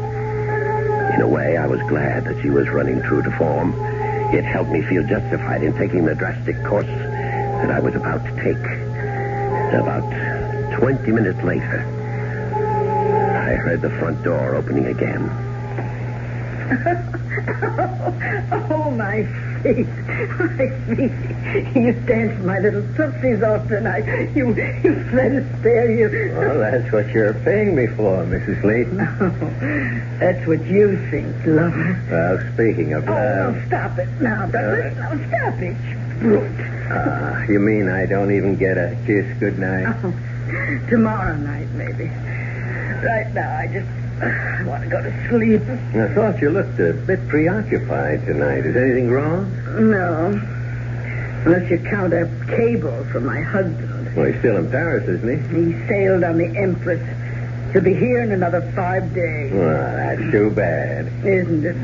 He can stay tomorrow, all right? I'll count the hours. Good night, my princess. Good night. And then Harriet started up the stairs. I picked up the pretty blue vase that adorned her dressing table and placed it behind my back. Hello, Harriet. Oh, and for heaven's sake, what are you doing here? You're supposed to be in Paris. Well, I thought I'd surprise you, darling. I seem to have done exactly that. But your cable, you said you were taking the Empress. She won't arrive for days. Well, actually, I changed my mind about taking the ship. I flew instead. You were never inside a plane in your life. No, there's always a first time, isn't there? For everything. But why? When you're so terrified of flying? Because I was in a hurry, darling. I simply couldn't wait to see you and do this.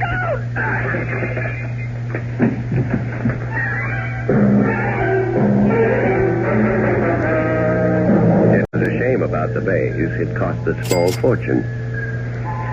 The really distasteful part came now. As you may have gathered, I'm a man of fastidious taste. But when you have 5 days to lose, you can't afford the niceties. I knew it would be easier to lose myself in a region of the city where the lower depths are at their lowest. Started my British suit, my Italian loafers, and my continental manners. In an old pair of slacks and heavy wool shirt, I made my way to the Bowery. My first act was to join a shambling, silent line of vagrants outside the clothing relief agency, and I emerged with a costume superior to anything I could have invented. A moth-eaten sweater, a double-breasted jacket with a shredded lining, and 1,000 unironable creases. And then I bought a bottle of Sauterne for 98 cents and rented a bed in a hotel called Miller's for 75 cents a night. And then, the next day, in a steam-filled diner where the coffee tasted like antiseptic, I picked up a mud-stained newspaper from the dirty tile floor. There on the second page was an item which gave me an appetite even in that place. It said, "Woman found murdered in East Side brownstone." But the smaller headline beneath it was even more delicious. It read, "Dancing teacher held as suspect." It wasn't something I planned or expected, but, well, why not? Why not? Say, I think I'll have some more of that coffee.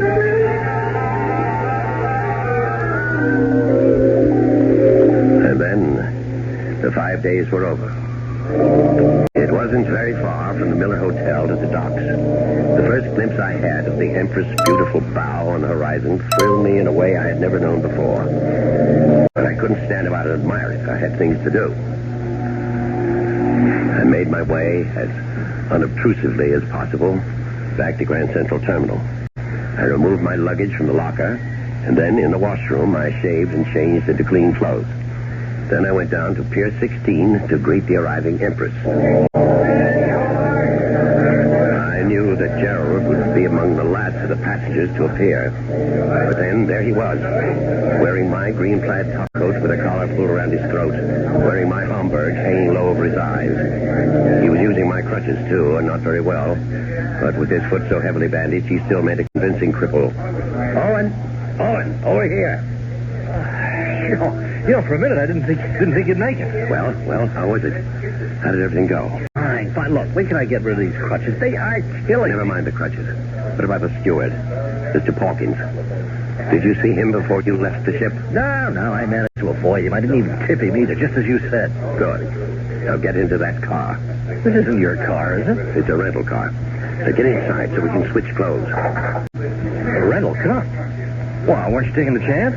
I rented it in your name, Junior. Don't worry about it. You really thought of everything. Owen, I have to give you credit. Well, just give me my clothes and that bandage. And fast.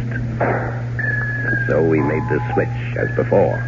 By the time I stepped out of the rented automobile, I was dressed in the Homburg and the green plaid coat. And the bandages were back where they had originated. In fact, the crutches seemed like old friends as I hobbled back to the entrance of Pier 16. I spotted the ship's petty officer emerging from the passenger exit. Pardon me, sir. Yes, sir. What can I do for you? Well, it's rather embarrassing. You see, there's a steward that I meant to take care of before I left my stateroom. He was very kind to me. What's his name? Pawkins. He's an old fellow. Very nice. I hated to miss him when I left, but somehow I did in all the excitement.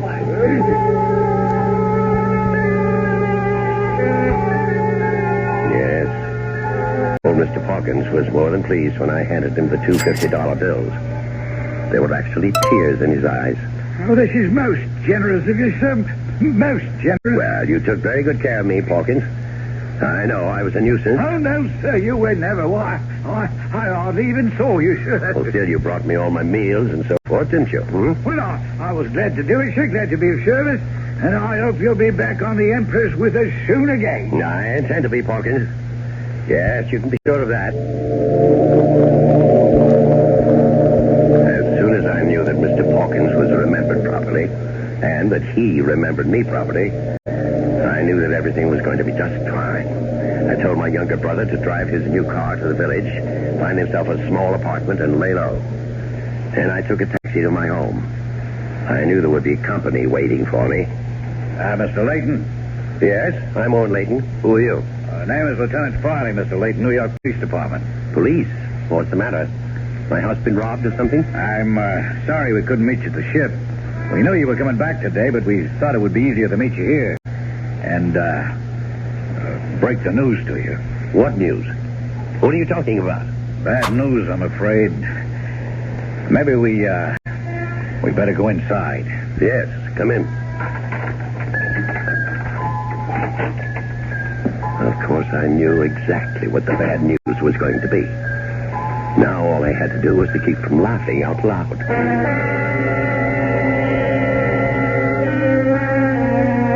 We seem to have been witness to the perfect murder. Owen Layton can't be blamed for the murder of his wife, and for the most natural reason in the world. Owen Layton wasn't in New York when his wife was murdered. Owen was on the high seas. Just ask Mr. Pawkins or anyone else aboard the SS Empress. But before we congratulate Mr. Layton on his cleverness,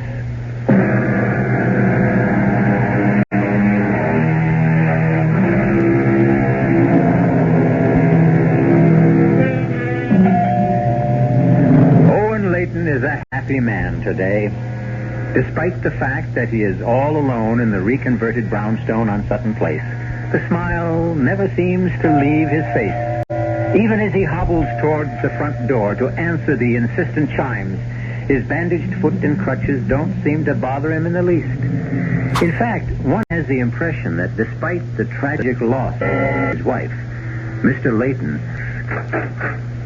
Evening, Mr. Layton. Oh. Hey. Oh, it's all right, I hope. Yes, of course. You were a bit too broken up about that terrible thing that happened to your wife. Well, I'm sure you don't blame me, Lieutenant. It was a great shock. Here, let me take your raincoat. Raining outside, is it? Yeah. Well, look.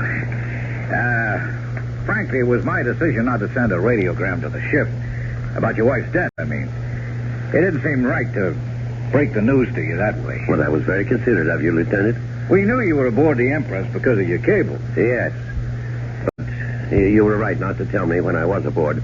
It would have been very helpless feeling, knowing that there was nothing I could do about it. Yeah, that's what I thought, too. At any rate, I suppose you've had some time to, think about what may have happened. No, Lieutenant. The truth is, I still don't understand.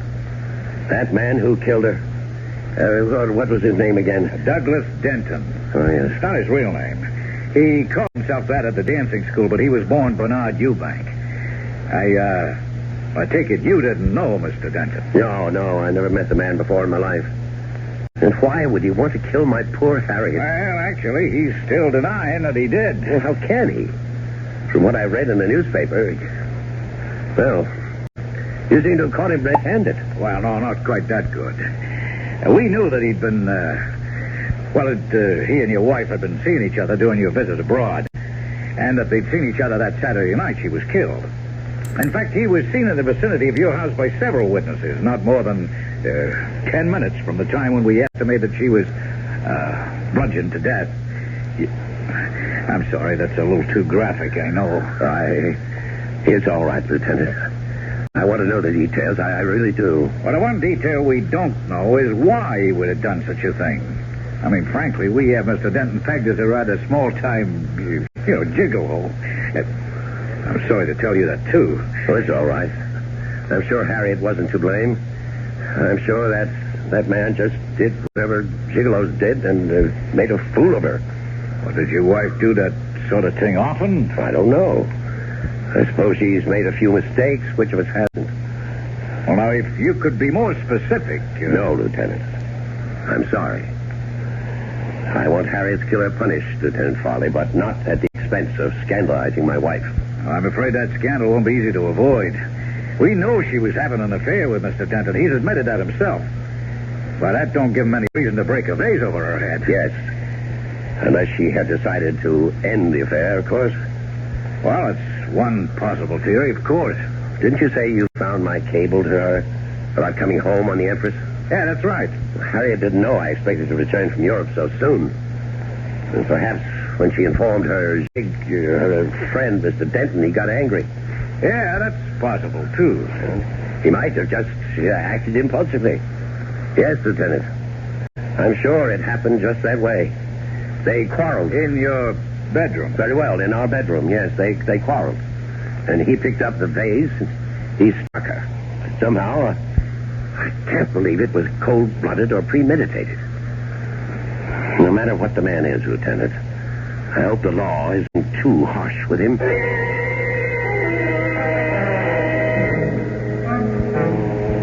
I'll tell you what wasn't easy.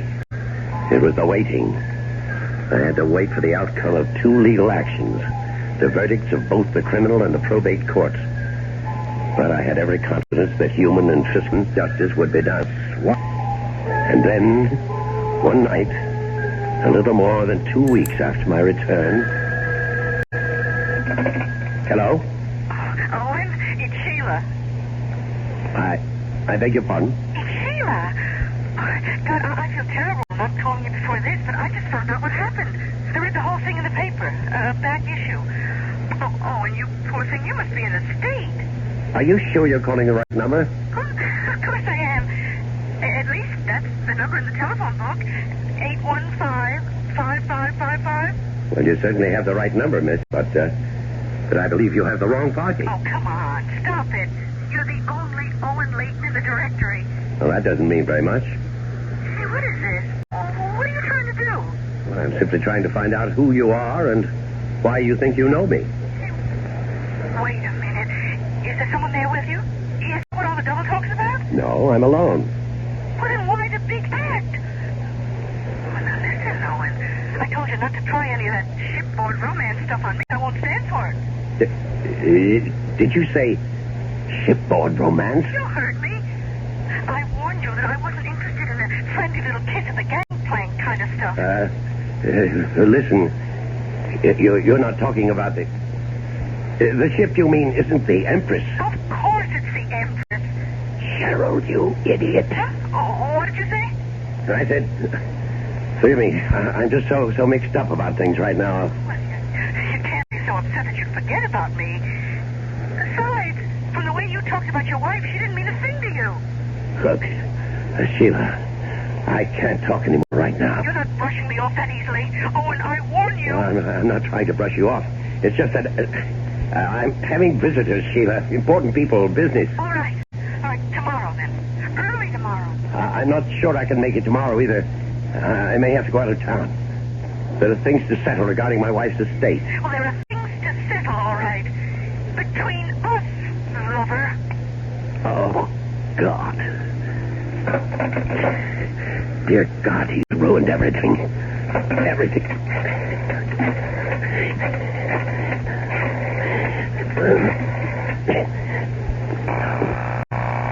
Pick it up. Pick up the phone, you miserable... Hello? Gerald, it's your brother. Oh, hi, Owen. How are you? Never better. Never better. What's the matter? You don't sound well. Well, why shouldn't I be well? I just had a lovely chat with a no doubt charming young lady. What? Her name is Sheila. Isn't that a lovely name, Sheila? Uh-oh. Is that name familiar to you? No, before you say anything else, will you listen to me? Yes, that's why I'm calling, to listen to you. To see if there's anything you can say, anything at all, that will mitigate my intention of coming right over there and strangling you. Now, you've got to understand how it was, Owen. I was a prisoner in that stateroom, a virtual prisoner. Yes. And that was the idea. I told you never to leave that room. Never to so much as poke your ugly head out of the door. Well, it was easy enough for the first day, Gerald, but after almost 24 hours of that, How many other women did you take up with? Oh, and she was the only one, absolutely the only one I had anything to do with. And if I know you, you had plenty to do with her. Well, I couldn't live like a hermit, for Pete's sakes. I can't believe what I'm hearing. I can't. You knew how important it was to convince everyone that you were me. But I did that, Owen. I told her I was you. Aye, that was clever. No, she thinks I am you, Owen. Now, look, the fact that she telephoned you tonight, doesn't that prove it? Oh, yes, that proves it completely. Owen, I was really going crazy in that tiny room, so I took just one little stroll on deck one night. Yes, and met Sheila. I swear that I never knew she'd try to get in touch with me. Your girlfriend, Sheila, is in New York right now. She's demanding to see me. You. Me. What I mean is she's read about Harriet's death. She knows that you... she knows that she knows that Owen Layton is free and unencumbered and will soon be very, very rich. Gee, I'm glad to hear that, Owen. Shut up. Your friend Sheila isn't going to give up that easily. She's going to track me down. She's going to try to renew our little shipboard romance. And do you know what will happen when she does? What? Think about it, Gerald. She's going to take one look at me, and I'll be cooked, roasted, fried. She'll know I wasn't aboard the Empress. She'll know that she spent all that glorious week with another man. And how long do you suppose it'll take for her to put two and two together? Owen, couldn't you put her off? Couldn't you keep her from seeing you? How? Well, if you could leave town, if you could get away. Yes, it's the only thing that's occurred to me, too. If I left at once... You could always go back to Paris. You always said it's your favorite city. And guess what? I saw in the papers that the Empress is sailing again tomorrow for Le Havre.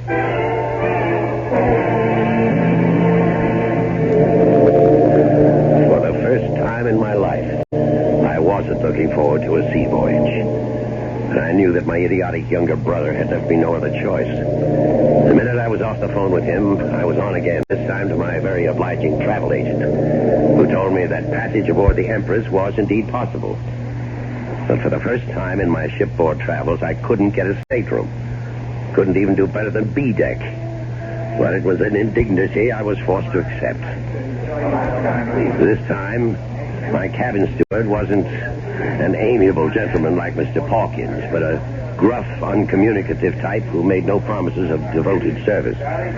But then I wouldn't require much service. For one thing, I no longer needed my bandages and crutches. As far as the world is concerned, my troublesome gout was healed. Oh, pardon me, sir. Yes? Aren't you the gentleman who sailed with us a couple of weeks ago? That Pawkins chap? Oh, yes, that's right. You were the officer who helped me find the steward. Yes, everything worked out all right there? Yes, everything went fine. Unfortunately, I couldn't get such good accommodations this trip. Well, that's a shame, sir. But then I don't think we'll have as easy a crossing of it this time. Why not? Oh, a bit of rough weather ahead, they say. Oh, fine. That's all I need.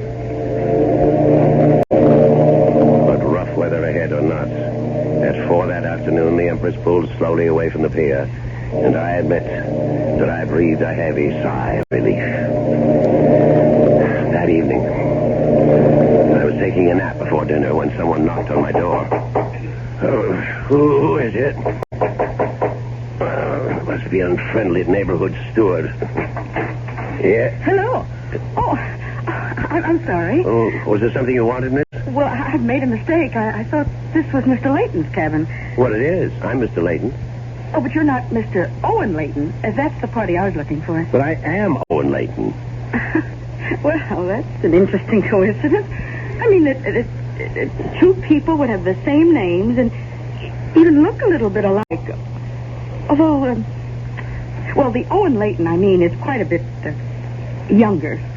I don't know what in the world you're talking about. I saw your name on the passenger list, but the man I mean, well, he's about your height, and he has a beard like yours, but he's not you. Well, and who are you? My name's Sheila. Sheila Ross. Sheila. I met Owen Layton 2 weeks ago, right on the ship. And now suddenly there's another Owen Layton going the other way. There's something very fishy going on here. You're mistaken. I swear you're mistaken. Listen, Mr. Whatever your name is, I don't know what this is all about. I don't know why there are 2 Owen Laytons going back and forth on this ship. Well, what's so strange about that? I mean, why are you going back and forth? Me? Because I have to. Because it's my job. I'm a social director. You mean you work on the Empress? That's right. And right now, I'm going to work on finding out what this is all about.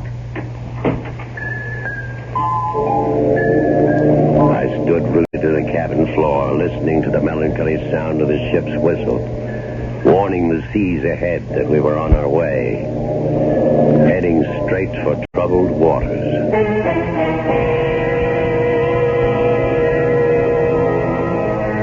As you have heard, Owen Layton's perfect murder had the customary imperfection.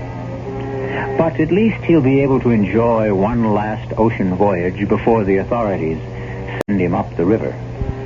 Isn't it nice to see justice triumph? Oh, beg your pardon, to hear justice triumph.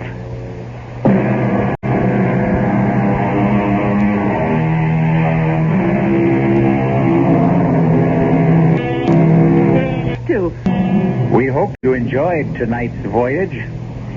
We hope you'll be aboard next time the CBS Radio Mystery Theater takes you on a trip to all points mysterious. As you know, we have every means of transport available to us, from ships to trains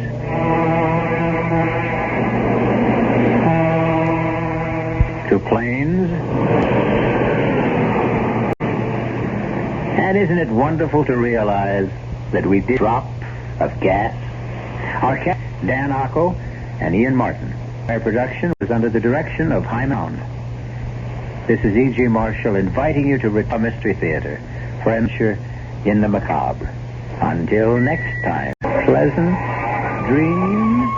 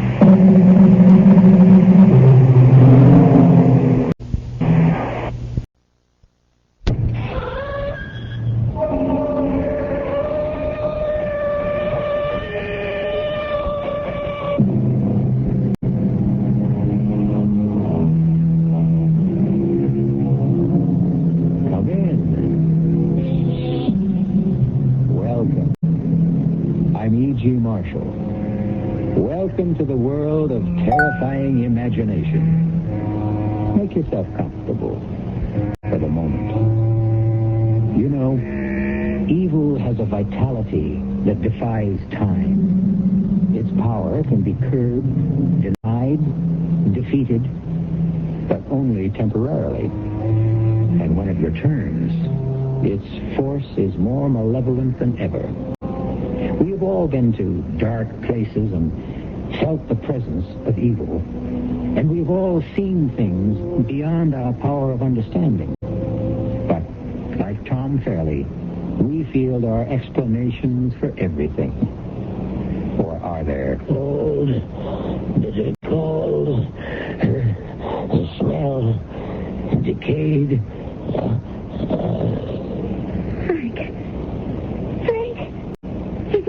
No. He's unconscious. We'll talk to him later.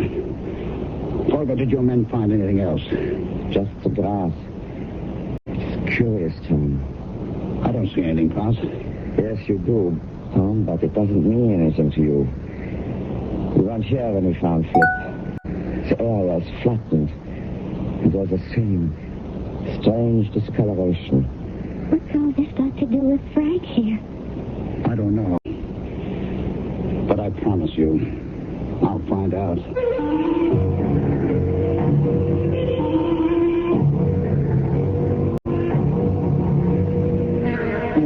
Our mystery drama, Frankenstein Revisited, was written especially for the Radio Mystery Theater by Milt Wissoff and stars Michael Wager and Leon Janney. I'll be back shortly with Act One.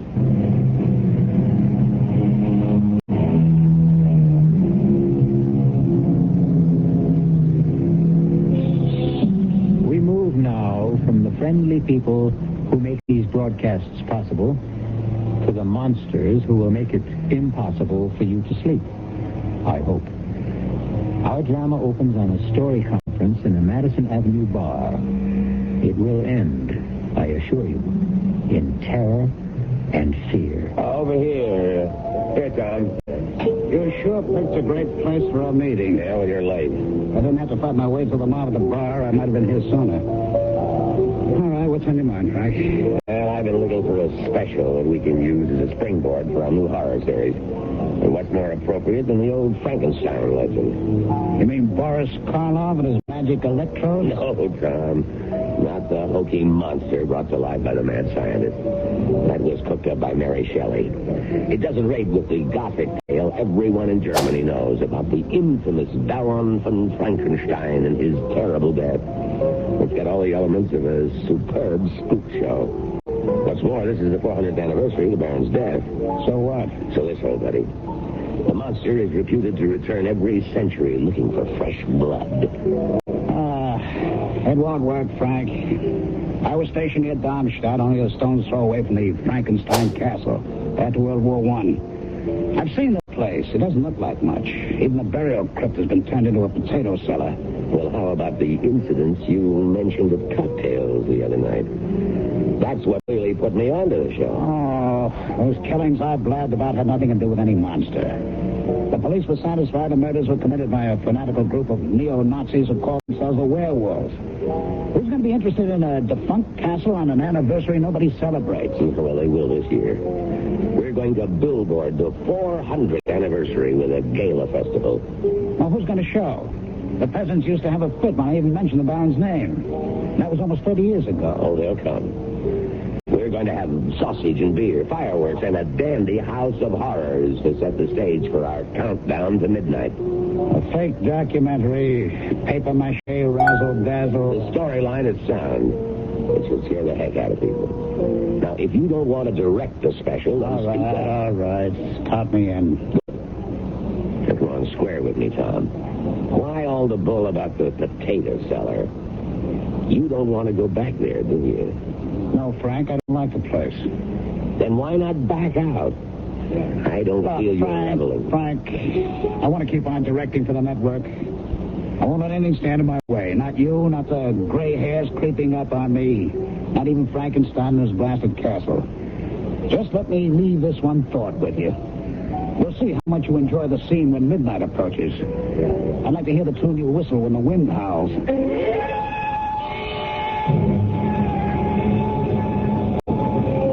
Mr. Larkin. Mr. Larkin here. Oh, so good to see you again. And you too, Mr. Shelley. Klaus, I'd like you to meet our little company. This is Eileen Garrett, who will play the Baron's ward, Laura. And a charming one, I'm sure. Him I like. And Flip Johnson, also known in the industry as The Voice. He'll do the descriptive background at the festival and the castle, the interviews with the man on the street.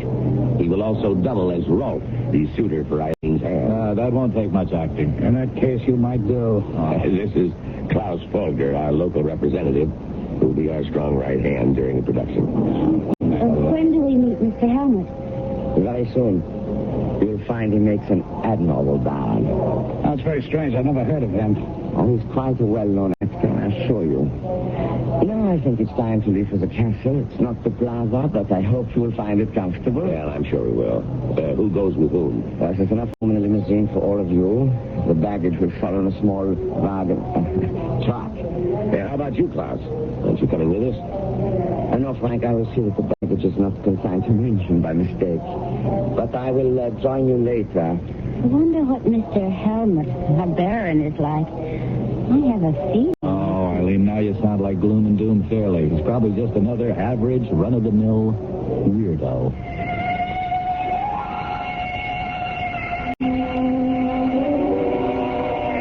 You've done a great job, Klaus. Even the crew's happy in the trailers. I like my room fine. It's a bit drafty when the drapes are open, but the comforters will keep me warm, I'm sure. How about this lunch? I haven't had wild boar since the last time I was here. Oh, is that what it was? It tasted like suckling pig. The secret is in the marinade, Flip. I see. Klaus, why don't you get the ball rolling? The details on the Frankenstein legend. Oh, it's not a complicated story. The hated aristocrat who exercised all the prerogatives of his position in this village almost 400 years ago. Unmerciful beatings, torture, and death for what he considered affronts to his person. This was his home. Be it ever so humble. The Baron lived here with his ward Laura, but he was a thoroughly evil man and hardly behaved toward her like an uncle should. Tomorrow is the anniversary of the Baron's death. 400 years ago, the Baron had a spectacular scene in the castle with Laura and her suitor Rolf. He mounted his horse and rode off into the woods. Someone or something urged him from his horse and tore him to pieces. And the legend says that every century, the monster that killed the Baron returns. That's about it.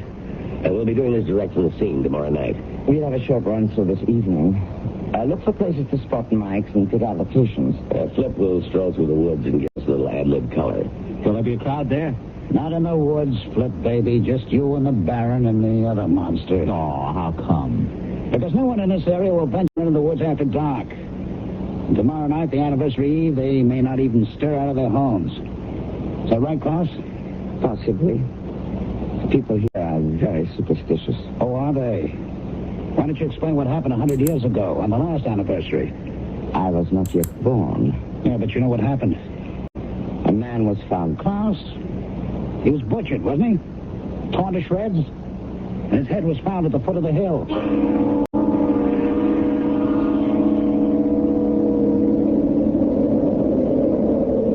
Well, Frank, this is it. Well, I hate to admit it, Klaus, but Tom may have a point about the castle grounds.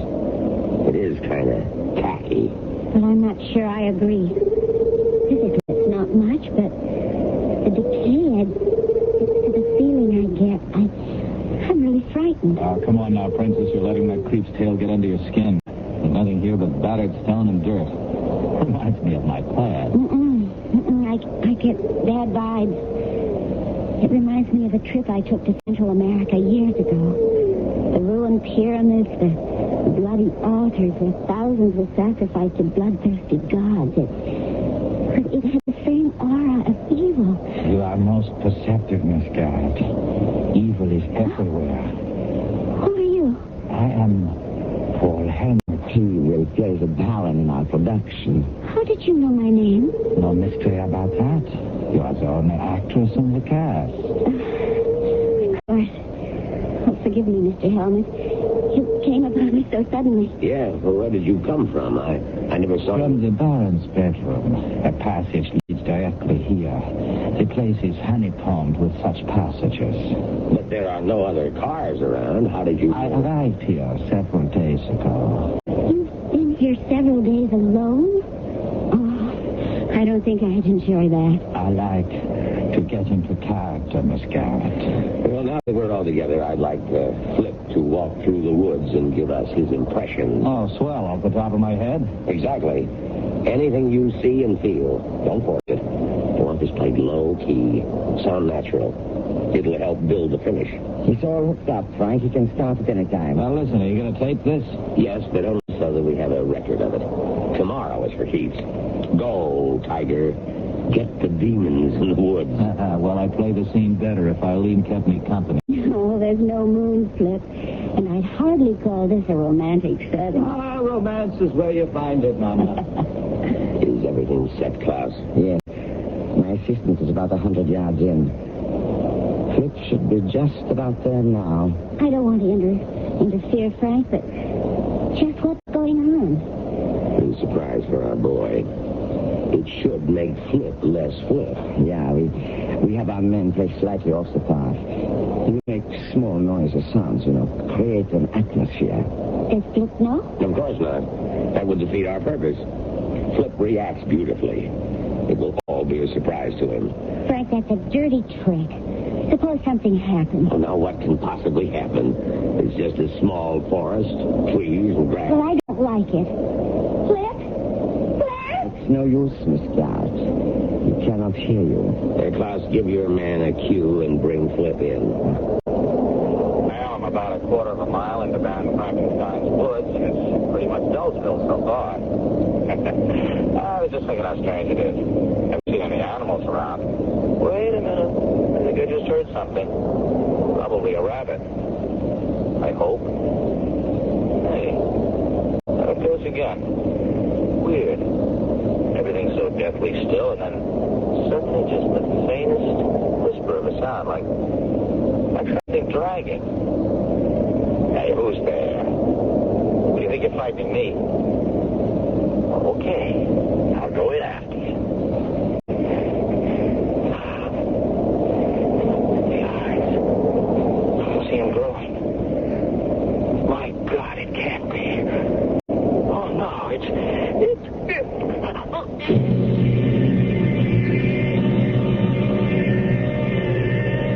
The bard said, some find tongues in trees, books in running brooks, and sermons in stones. Obviously, Flip saw and heard a great deal more in Frankenstein's woods.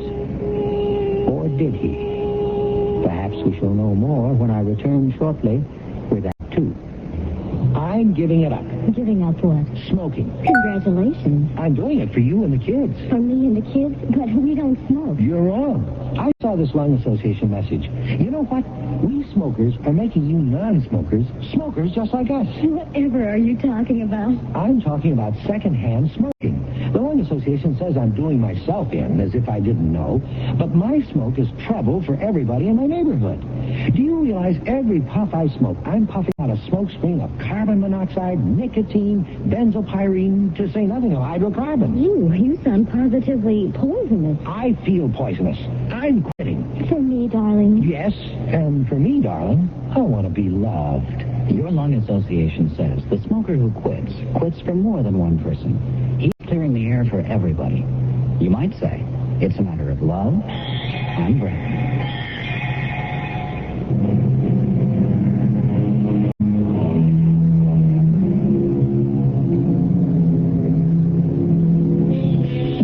Are there more things in heaven and earth than are dreamt of in our philosophy? Is there something in Frankenstein's woods that defies rational explanation? Or was Flip Johnson the victim of his own imagination? Perhaps if we push on with our little tale, we shall have the answer. Flip, are you all right? Well, wait a minute. Yeah, I think so. Well, I don't know. I was just strolling along, and wham, the lights went out. What did you see? Nothing. you, Flip? The eyes, you said. The eyes. Now, wait a minute. What are you talking about? I saw nothing. We have it on tape. You complained about the cold. And the strange lights, the eyes that burn bright. You said it was impossible. All I remember is waking up, and there you were. I mean, standing right over me. What did your men find, Klaus? Let me show you, Frank. Now, here we are. The point where Flip started to run. And you can see the prints. Now we follow along for a few yards. And here we have Burn circle. In the middle, discolored. As if the grass had been frozen. Frank, is this something that you... We had nothing to do with that, did we, Klaus? That's right. I admit we arranged a few effects, but nothing more. No, we would have had to have special refrigerating equipment well below zero to make such marks.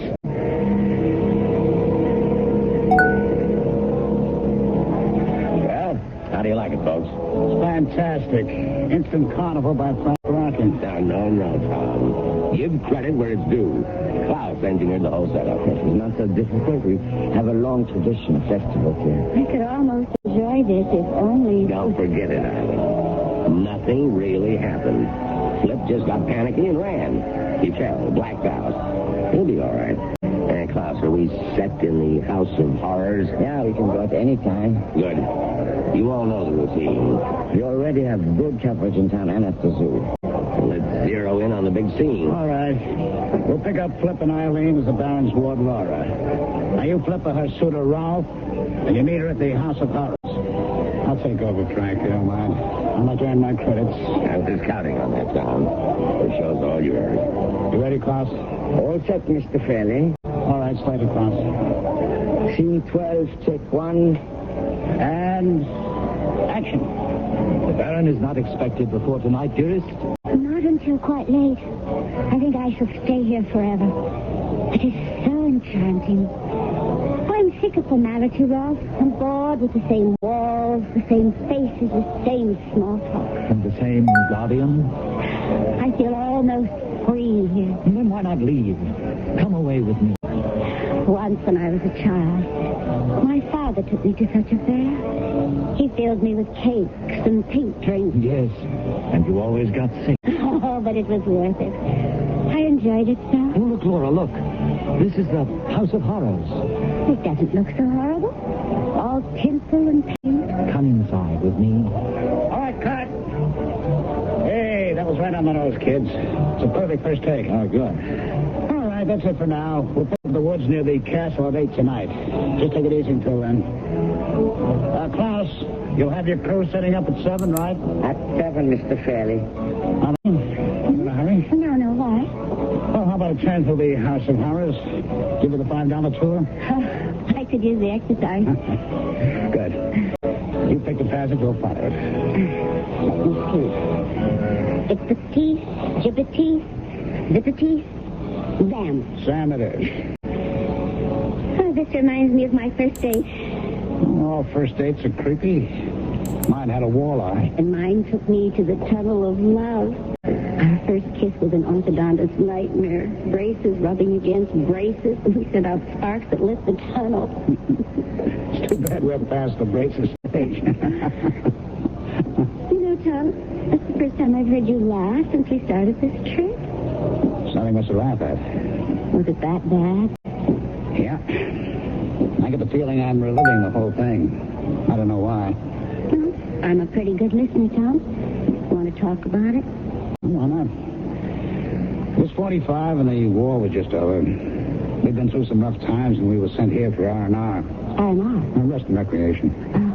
Seemed like heaven at first. So peaceful. No noise, no bloodshed. But it turned sour. Some of my buddies got blown away. Did they ever discover who did it? No, not a clue. The Army Command blamed the neo-Nazis, the werewolves. But the townspeople were convinced it had something to do with the mad Baron. It's a bad scene. And you? I believe what I see. But it did shake me. I'm glad Flip is all right. So am I. But not for the same reason? Oh, look, Tom. Flip and I are just friends. Casual friends. That's the best news I've had in days. like a treadle. Well, what are we waiting for? Treadles are for treading. Step on it. Disturbed my slumber. I will have revenge.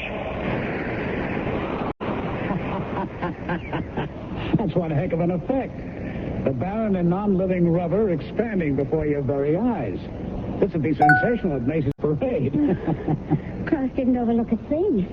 It should go over big with the tourists and the people in the village. On the contrary, after the first person sees this, it will keep them away. Helmut, where did you come from? What are you doing here? Just visiting? Oh, you startled us. I know. I seem to have the same effect on the people in town. You look familiar to me. I've seen you before, but I can't remember where. Shadows and half-light make strange impressions. I wonder if you can give me a hand, Mr. Fairley. With what? Something I found in the recess back there. Okay, lead the way. What is it? I don't know. Signs of digging. I was about to see what it was when I heard your voices. Here. Hey, you're right, Helmut. Those are fresh marks. Don't come any closer, Irene. What is it? A wild boar, I think. What's left of it? It's not a pretty sight. It's literally been ripped apart.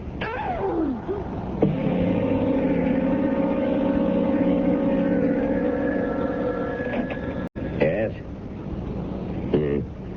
I understand.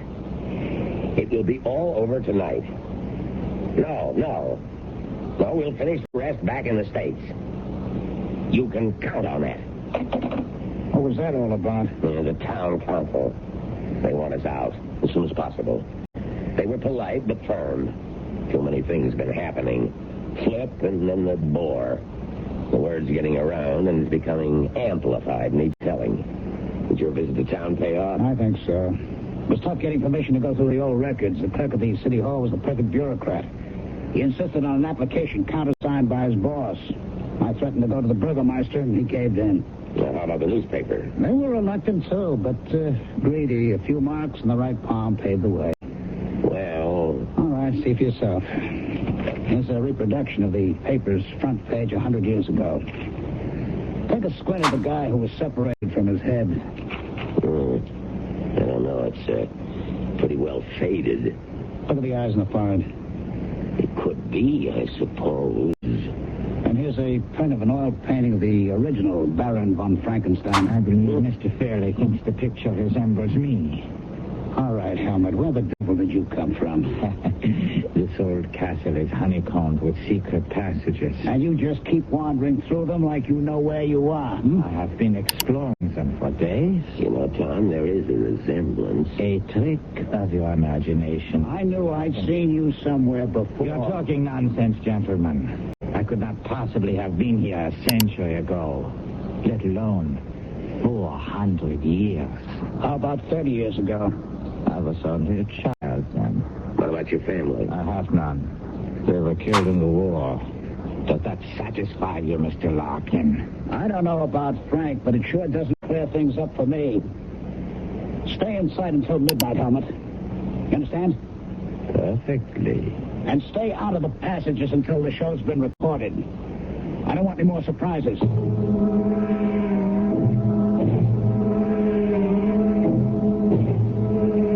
This place is beginning to get me. I'll be glad to get it over with. Dinner is ready. We'll eat in here tonight. Just as long as it isn't boar. Hey, where's Eileen?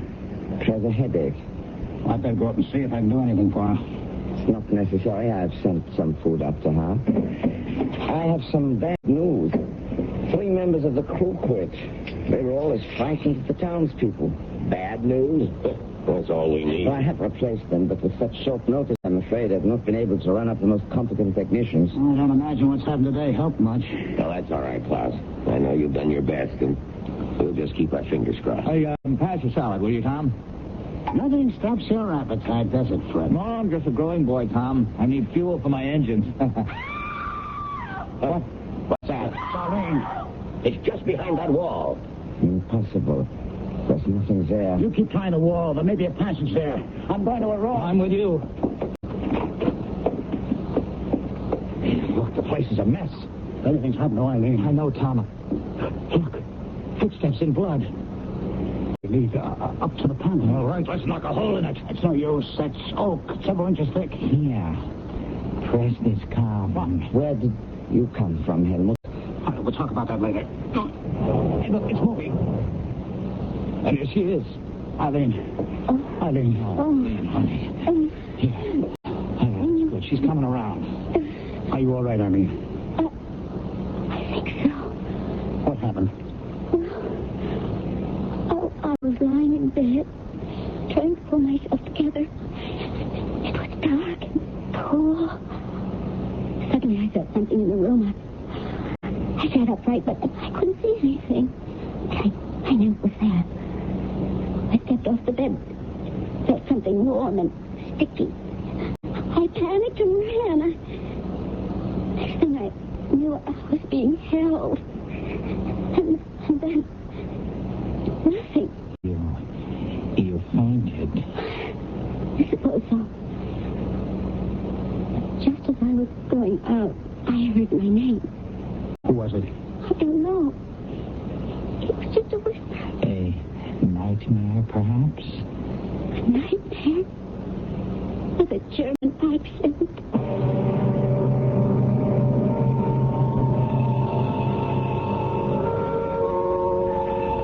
Robert Penn Warren wrote, "The nightmare stumbles past, and you have heard it fumble at your door before it whimpers and is gone. It acts like the old hound that used to snuffle your door and moan. But who, your host inquires, has heard it speak with accent foreign?" We shall return shortly with more on the Castle of Bad Dreams in Act 3. This is Mel Blanc, and voices are my business. In Warner Brother cartoons, you probably know me as the crazy little character... Daffy Duck. or, Porky Pig. Or... Bugs Bunny Duck. We all have a voice in matters that affect us in our community, and it's necessary to speak out to get the best possible community services. One community tradition, which really deserves vocal support, is the library. The library has been serving up all kinds of information ever since this country began. After all, you can get thousands of voices in the library's books, on film, records, and tapes, and you can borrow these voices freely. But the library can't give you such good service without a lot of vocal and personal support from you. This means you need to write or call your community officials and speak up for the library. It's all in the air, folks. At the library. A public service message from the American Library Association and this station.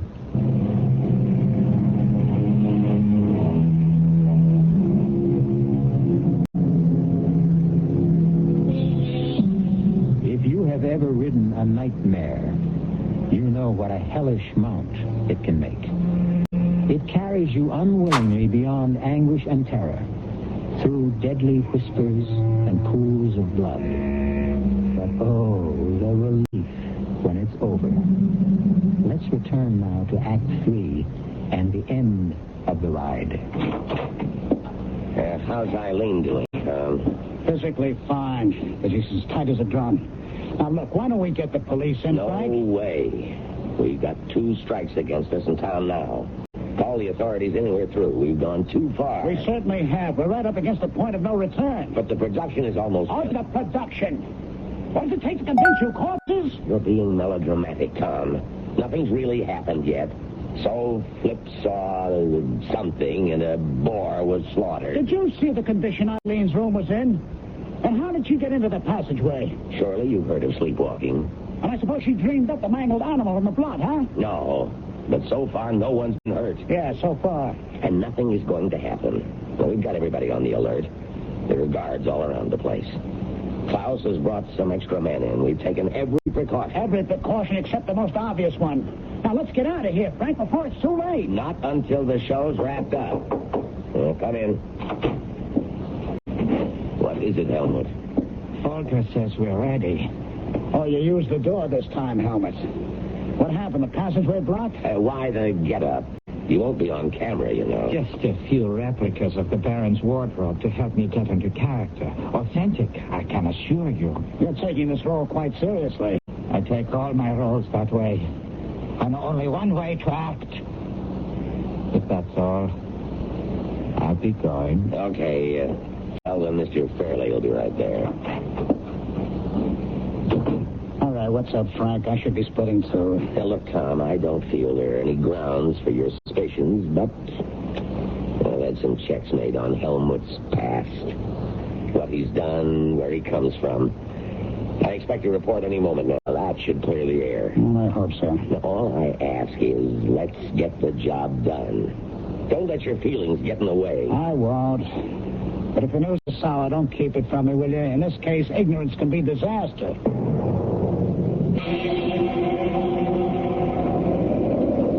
Oh, boy, it's getting cold out here, Tom. What's taking them so long? They're almost set. How do you feel, Alan? About like Flip. Cold and miserable. Oh, I could use a fireplace and a hot toddy. That's just what you'll have as soon as we finish this scene. It's short, but not sweet. Now, you and Flip, as the Baron's ward and your suitor, are returning to the castle. You got it? You're frightened, and Flip is trying to comfort you. Ah, good. That's one scene I'll truly enjoy. Mr. Fairley, why didn't you answer me on the talk back? I didn't hear anything. The equipment must be out. We're set to go. Oh, good. Where's Frank Larkin? I thought he was with you. He left out some time ago. Did he say where he was going? I assumed he was coming here. He did say something strange. What was that? Something about being convinced at last. Does that mean anything to you? It sure does, Klaus. Send your men through the woods and the castle grounds.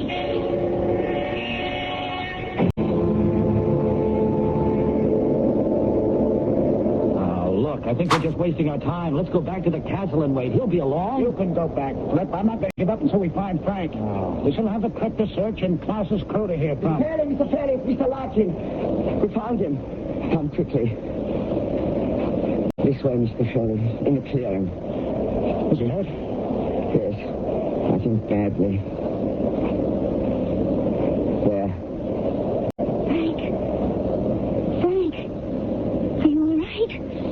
I cannot hear you, I'm afraid. Oh, but he's still breathing. Get an ambulance. Help is on the way. Is he conscious at all? No. Oh, no, don't try to talk, Frank. We're here. You're going to be all right. Frank, just lie quietly. Don't come near me. Don't touch me. Don't. He's shivering. Throw a blanket on him. Who did this, Frank? Cold. Damp. And the smell. Who was it? Cold, bitter cold, and smell decayed.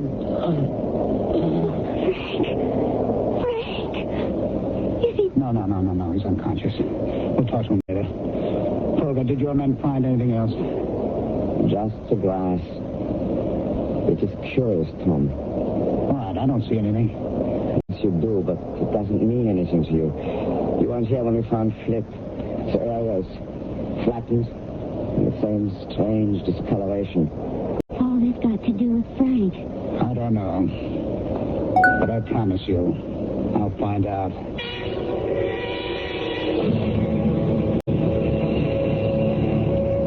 Hello? Listen, I'm calling about Mr. Frank Larkin. The patient in room 305. You understand me? Oh. I'm sorry, I didn't mean to shout. I see. Thank you. Tom, what did they say? His condition is stable. That's what every hospital says unless you're dying. Do they expect him to be there long? Just a few days. You know, it's all so strange. So many things have happened. Flip, you, and now Frank. But nobody's been really hurt badly. There are a few mangled animals. Yes, well, that's what's bugging me. The animals get slaughtered, but people are more frightened than hurt. Except for Frank's close shave. Well, why? It doesn't make any sense. Anything powerful enough to mash some poor defenseless creature surely could do more damage than that. Well, maybe there's no connection between any of the things that have happened. Oh, that'd be piling coincidence on coincidence. I don't believe it, and I don't think Frank did either. After he got that phone call he was waiting for. Well, then why don't you call the police? For the same reason that Frank didn't. But you kept begging Frank to delay the production. Oh, not now. I'm going to finish it tonight, for Frank's sake. But I'm going to be sure that whoever's behind this pays the price. And how will you do that, Mr. Fairley? Oh. I guess you tried the door once and didn't care for it, huh? It is easier to use the passageway. You didn't answer my question? I know I didn't. The reason is simple. I don't know yet. But I will before tonight's over. You mentioned a phone call Mr. Larkin received. Yes. If only I knew what it was. Perhaps I can help you. How? The telephone lines into the castle were of special installation. An exact record is kept at the company of every call made from and into the building. Well, then all we have to do is call the company and find out. Not exactly. They will give it to the police, however. That's out.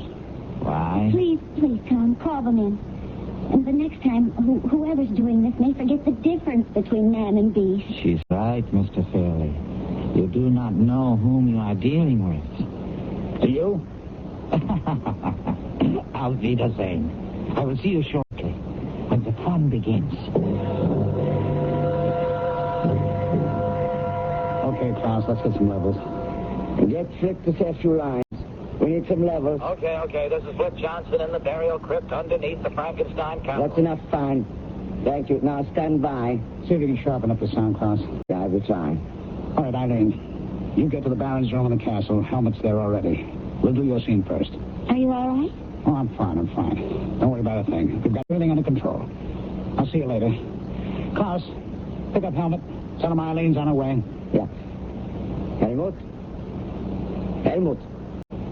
Mr. Fairley would like to speak with you. Get on the talk back. Helmut? Are you there, Helmut? Get to the talk back. Give me that, will you? Helmut, this is Tom Fairley. I'm here, Tom, but no sign of Helmut. Where the devil is he? I don't know. Oh, damn. Ask one of the men outside the door to check. You stay put. He says he saw Helmut heading for the crypt some time ago. Klaus, see if you can find him. I'll handle things here. Yeah. Flip, do you hear me? Yeah, loud and clear, Tom. You ready for me now? Have you seen Helmut? Nope. He's supposed to be here? Just stand by. Eileen, have they found Helmut yet? No. What's going on? I don't know. I think we had better go to the crypt scene first. I've seen him through the passageway, but I have no signs of Helmut. I guess you're right. Flip? Yeah, what now? Start your narration, and if you spot Helmut, let me know, huh? Okay.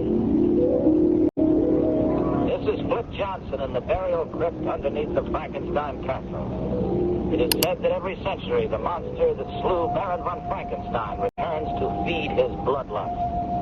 And every century the Baron returns from his grave to meet his fate again. We are less than a minute from the hour of midnight, when all this is supposed to take place. The question is, what will happen here tonight? In just a few seconds we shall know. This burial crypt is one solid room cut out of deep rock. Behind the crypt is a tunnel leading to other burial vaults and to passages that have never been truly explored. It is reputed 1,000 years of Frankenstein lie buried here. But, wait a minute, cut it, Tom. I have to stop. Listen, are you picking up any sounds? Yes, something that sounds like dragging. Do you see anything? Oh, no, but the sounds are getting louder. Tom, are you trying to pull something? Well, no, Flip, believe me. Why would I try to pull it? Something seems to be dragging. I hear breathing. At least that's where I think it is. It's getting cold and damp in here. And I smell something horrible. Get out, Flip. Get out as fast as you can. All right, close in, men. Get into the crypt as fast as you can. I want every man in there. I can see them now. Eyes. Evil. Bright as cat's eyes. Glowing. And enormous. Oh, God, help me. I can't move. It's here. It's here. Who are you? This is the crypt, Tom. Someone's heading into the passageway. Over there, I think it's Helmut. What about Flip? It's not good. His throat's been crushed. Oh, He's not breathing. Somebody stay with Flip. The rest of you go after whatever is in that passageway. There. Stop! Stop, Helmut! Don't move. He's gone. What do you mean he's gone? He disappeared. Vanished. It was thin air.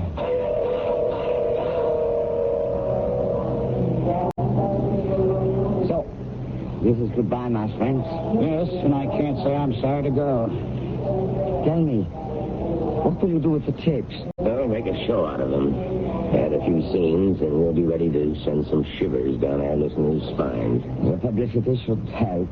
I suppose so. But I can't help wishing it hadn't come at such a price. Poor Flip. It was a costly show. Klaus, we've been sparring around for quite a while now. Let's stop avoiding the subject. Who was Helmut? An actor. That is all I know. But without a past. The report I received was completely blank except for his acting credits. Nothing. He was just an actor. Obsessed with a role. Do you really think so, Klaus? What else can I think? Then how do you explain what happened in the crypts? After he attacked and killed Flip? You and your man closed in on him? And he vanished. Right before your eyes. But there must be an explanation. He knew every inch of the castle and the grounds, every secret passageway. And you don't think he met the fate of the Mad Baron? There were no signs of his remains. Just some flattened, burned-out blades of grass. It's an illegal climax for a legend. Legends have no climax. They go on and on. Drop us a line when you find out what really happened. I promise. But if you don't hear from me soon, you may have to wait another century for the facts.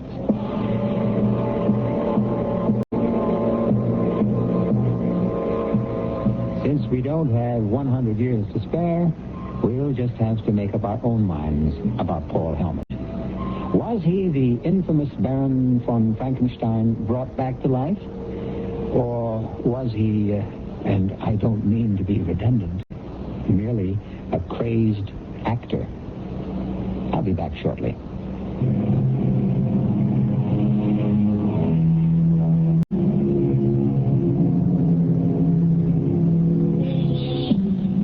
There is no need to look for a supernatural source of evil.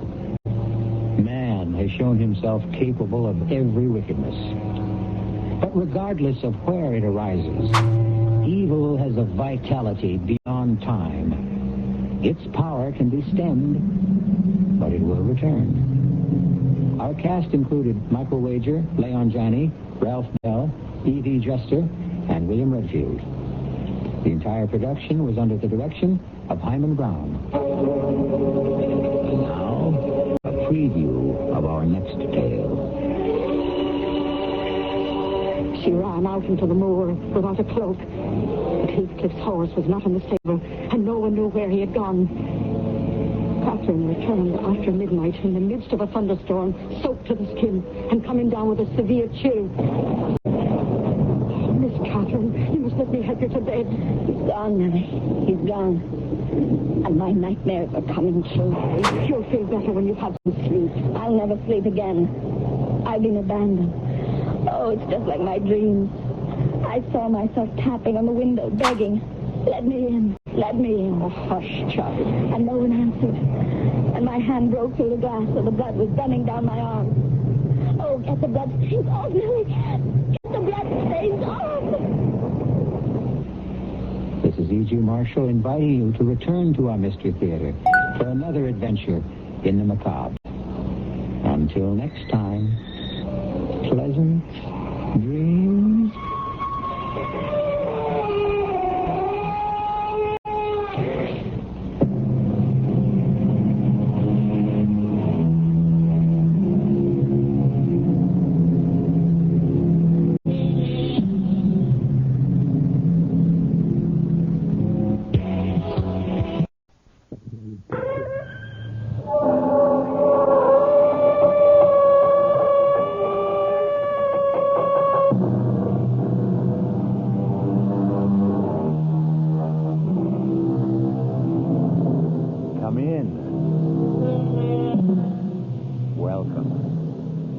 I'm E.G. Marshall.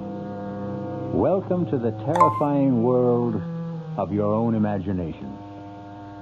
I would like to offer a few observations on the vagaries of the animal called man. Take the popular saying, seeing is believing. What idiot first said that? And how many idiots repeat since? Do you believe in love? Tell me the color of it. Do you believe in truth, goodness, mercy? What shapes do they come in? No, my friends. Seeing is not believing. Only believing is believing. And we'll prove it to you in the story that follows. Our mystery drama, The Ghost at the Gate, was written especially for the Mystery Theater by Elspeth Eric and stars Beatrice Straight.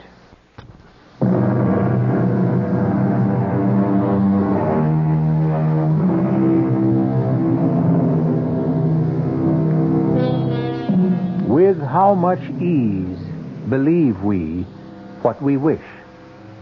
An English playwright named Dryden wrote that in the year 1679.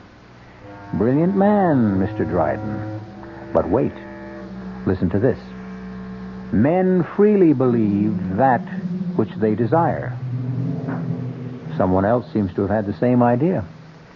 And he wasn't a 17th century English playwright.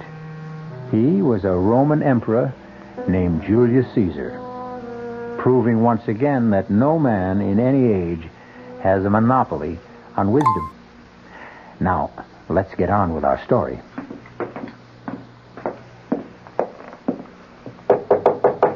Come in, Dorothea. Your chocolate, Mrs. Emery. Oh, good. Shall I light the fire in the fireplace? Yes, please. I think it's chilly enough for... Oh, Dorothea. Ma'am? You forgot the other cup again. I did. I told you to always bring 2 cups. Oh, it seems so silly. I'll decide what's silly. When there's just you to drink it. I've explained that to you, Dorothea, more than once. I like to drink 2 cups of chocolate before retiring, and I don't like that icky sediment in the bottom of the cup. I'll try, Mrs. Emery. Now, if that's all... Or do you want me to go downstairs and fetch up another cup? Oh, no. Go to bed. Oh. Good night, Mrs. Emery. Good night, Dorothea. All right now, darling. Chocolate's all poured. Fire's lighted. Charles, everything's ready. Now, come on, darling, or the chocolate will get cold. Don't want any chocolate. Oh, Charles, you love chocolate. You always loved chocolate. Tastes like mud. But it's very good chocolate. You know what good chocolate Dorothea makes. Now, come on, Charles. Don't make me wait. You want me? Want you? Oh, Charles, how can you ever ask such a thing? Why, I go through the whole day thinking of you. All afternoon at the community chest, I think about you. Why, darling, it's torture for me listening to those other women whose husbands are with them in the conventional way. I want to scream at them, but I have my Charles, you silly females. Every night he comes to my bedroom, and he's tall and handsome and brilliant and romantic and adorable and manly, and we sit and talk together, and he... All right, Alice. That's enough. There you are. Oh, Charles. Missed me? Oh, darling, the days are so terrible. I can't think of anything but this moment when we're together. But you know that, my dear. I tell you every single night. I need to hear it, Alice. We who have more or less left this world can't come back unless we are wanted by someone who is still here. Wanted a lot. Otherwise, we can't make the trip, as it were. We can't even purchase a ticket, so to speak, unless we have a destination that is vibrant with love and need and desire. But I love you and I need you. I desire you. You should know that, Charles. Well, it doesn't hurt to hear it. Here's your chocolate. Try it. I don't want it. Oh, Charles. The longer we're away from this earth, Alice, the less we rely on our senses. The senses, in a manner of speaking, start to fade. Mashed potatoes begin to taste like cold cream. Coffee tastes like iodine. And this chocolate tastes like mud. They tell me this is quite normal. Charles, when you say they tell you this and they tell you that, you mean... I mean them, of course. All those. The ones up there? It isn't up there, Alice. And it isn't down there either. Well, where is it? It's simply there. Meaning not here. Heavens, I thought you knew that. Are there a lot of them? Of course there are a lot of them.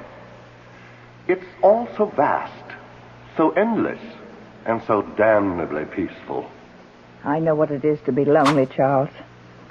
This big house, I couldn't bear to move out of it after you weren't here all the time, because I couldn't leave the place where you and I had spent so many happy years together. Why don't you ask someone to move in with you? Move in? Why, I never thought. Such a large house. You could have separate quarters. You wouldn't be forever bumping into each other. But who would want to move in? Who would I want to move in? Oh, some old good friend? Well, like who, Charles? Oh, someone like Connie, maybe. Connie Lawrence. Connie Lawrence? Well, I've certainly known her long enough. We were roommates at school. What, do you think she'd want to? She'll jump at the chance, would be my guess. She still lives in that tiny one-room apartment. I know she's saving for a retirement. And with the pay school teachers get in this town. Charles, I'll call her tomorrow. She gets home from school at 3.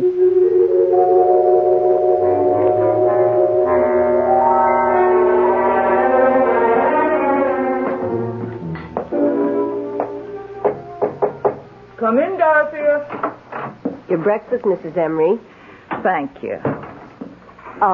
You don't want 2 cups in the morning, do you? Oh, no. No. Coffee doesn't leave that icky stuff the way chocolate does. Actually, I think I won't have chocolate at night anymore, Dorothea. I feel like trying something else. But 2 cups, just the same. Don't forget. Yes, ma'am. Don't go just yet, Dorothy. I want to talk to you about something. Sit down, won't you? Oh, yes, ma'am. Dorothea, do you find the work too hard in this big house? No, ma'am. Well, we used to have a houseman and an upstairs maid and a cook. Oh, I've no complaints, Mrs. Emery, if you don't. Oh, I don't. This is the only job I've ever had. I've worked here for 22 years. I was so fond of both you and Mr. Emery right from the start, and I still am of you. And, well, goodness knows I practically worship this house. It's so beautiful. I love taking care of it, and I love living in it. Do you still have that little room on the 3rd floor in the back? Oh, I love that little room, Mrs. Emery. I can look out and see the garden. I was thinking, why couldn't we give you all the other rooms as well? The rooms the other servants used to have. All of them? Well, why couldn't we knock out the partition between your room and what used to be the cook's room? I'd have 2 windows. And make one of the other rooms into a really big dressing room. Oh. And maybe put in some kind of a kitchen for you with a hot plate and a refrigerator. Oh, Mrs. Emery, I never thought I never imagined in my wildest dreams. No. It's all settled. Oh. I'm going to stay right here in bed all morning and make plans. I don't know how to thank you, Mrs. Emery. Don't try. It's my pleasure. I just hope I deserve all the... Oh, before I forget, Dorothea. Oh, yes. Last night while I was drinking your lovely chocolate, an idea came to me. You and I are rattling around in this big house. Oh, we certainly are. And I was wondering, well, how would it be if we invited Miss Lawrence to stay with us? Miss Constance Lawrence? Do you remember her? Isn't she the one who teaches school? Used to come to dinner once in a while. And after she'd help Mr. Emery with the double-cross stick? That's Connie. Oh. I thought we could open up the 2 big rooms on this floor in the back. In that way, she and I would have separate quarters and not be, bumping into each other all the time. Of course, I imagine she'd expect to take care of her own room. Oh, I wouldn't mind. What's 2 more rooms? You wouldn't mind cooking for her? Oh, what's 1 more person to cook for nothing? Oh. Well, then, it's all settled. My goodness. The house will be kind of lively again. Almost like before. Not quite, of course, but Well, you know what I mean. I know what you mean, Dorothea. It will be more lively.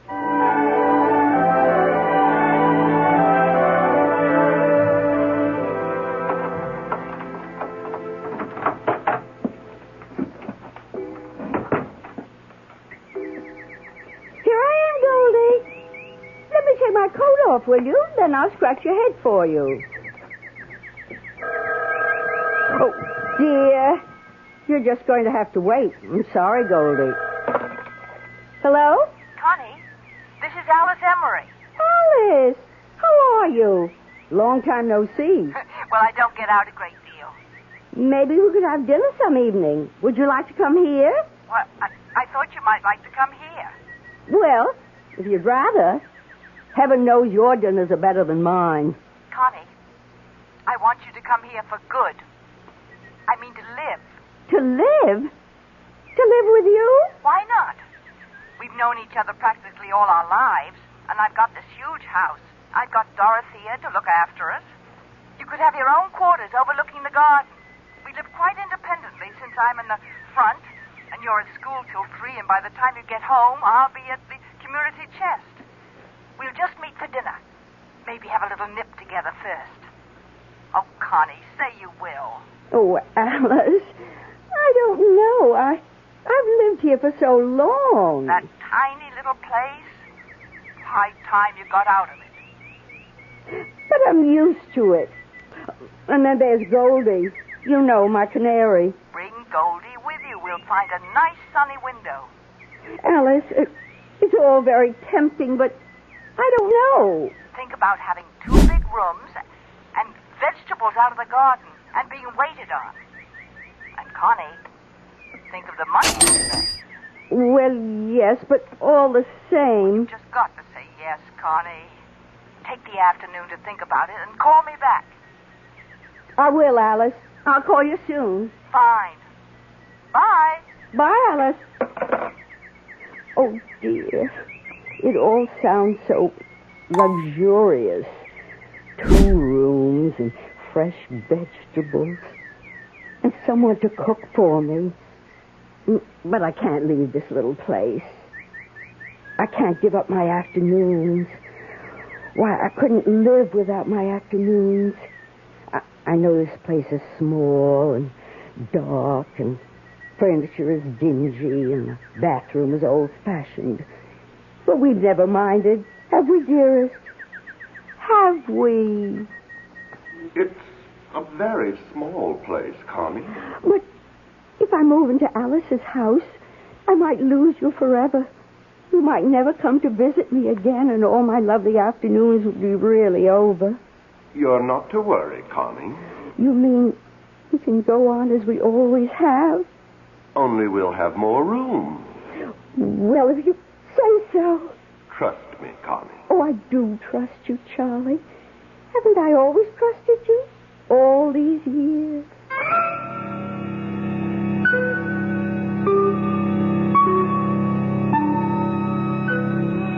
His flesh may be weak, but the spirit of Charles, or Charlie, is very, very willing.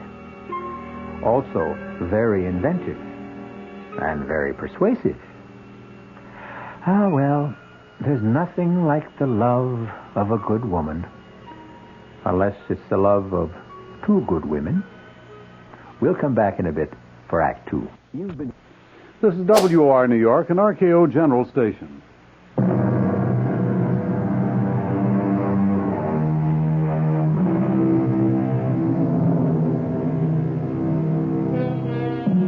Now we come back to our story. We seem to have uncovered a triangle here. Connie, Alice, and Charles, or Charlie, as Connie calls him. And the apex of the triangle is naturally, if you'll pardon my chauvinism, the man. Listen now to the second act of The Ghost at the Gate. What a lovely dinner that was, Alice. Was it, Connie? It was the wine that made everything taste so good. Whatever gave you the idea of bringing home a bottle of wine?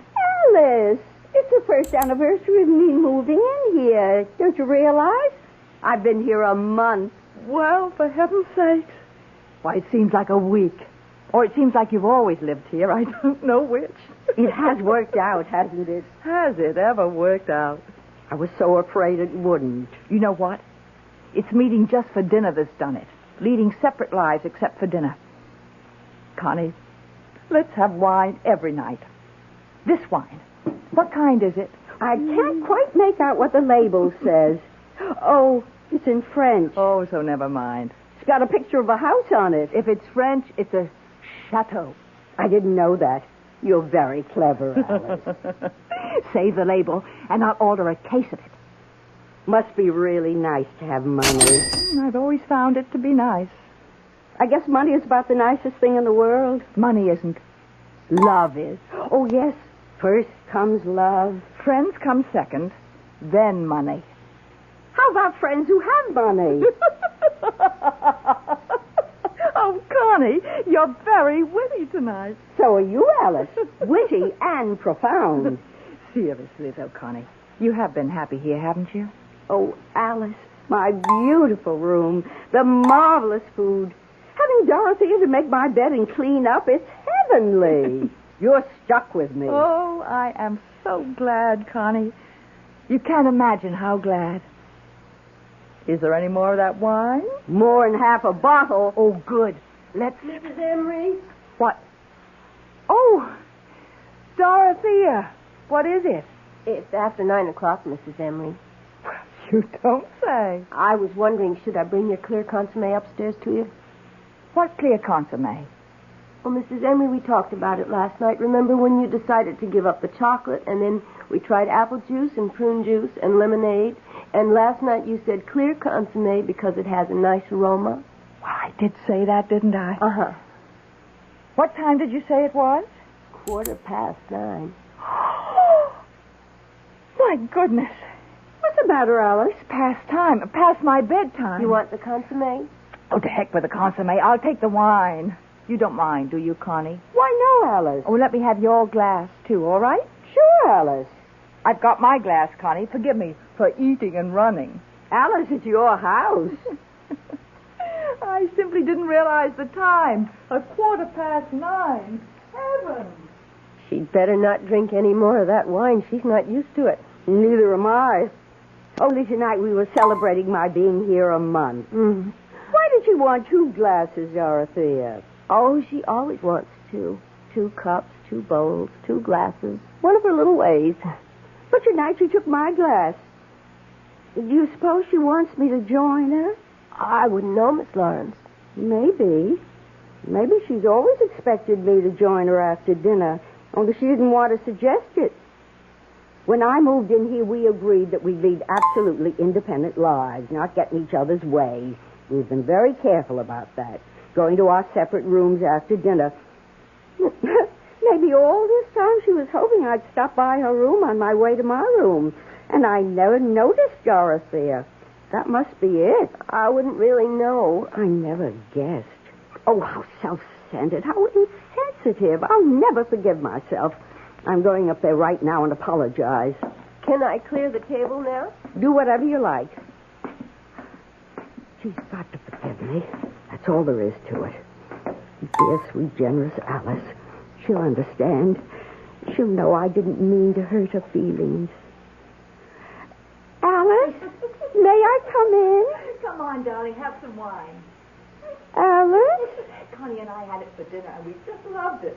Try it, Charles. Charles? Not at all bad. Nice bouquet. Charlie! Charlie!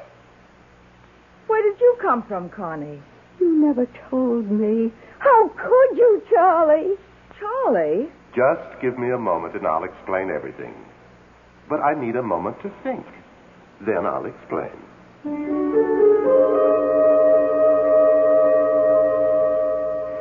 What did you think of Charlie's explanation? I've heard it all before. How he needs lots of love to make the trip from there to here. He always needed a lot of love, even when he was just here. Well, he got a lot. Did he really spend all those afternoons with you? I mean, before he left here and went there. 5 afternoons a week. Alice, do you hate me? I should. I know, but do you? I guess I do when it comes right down to it.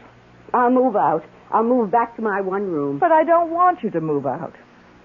Oh, we were having such a good time. Remember how we were laughing and carrying on at dinner?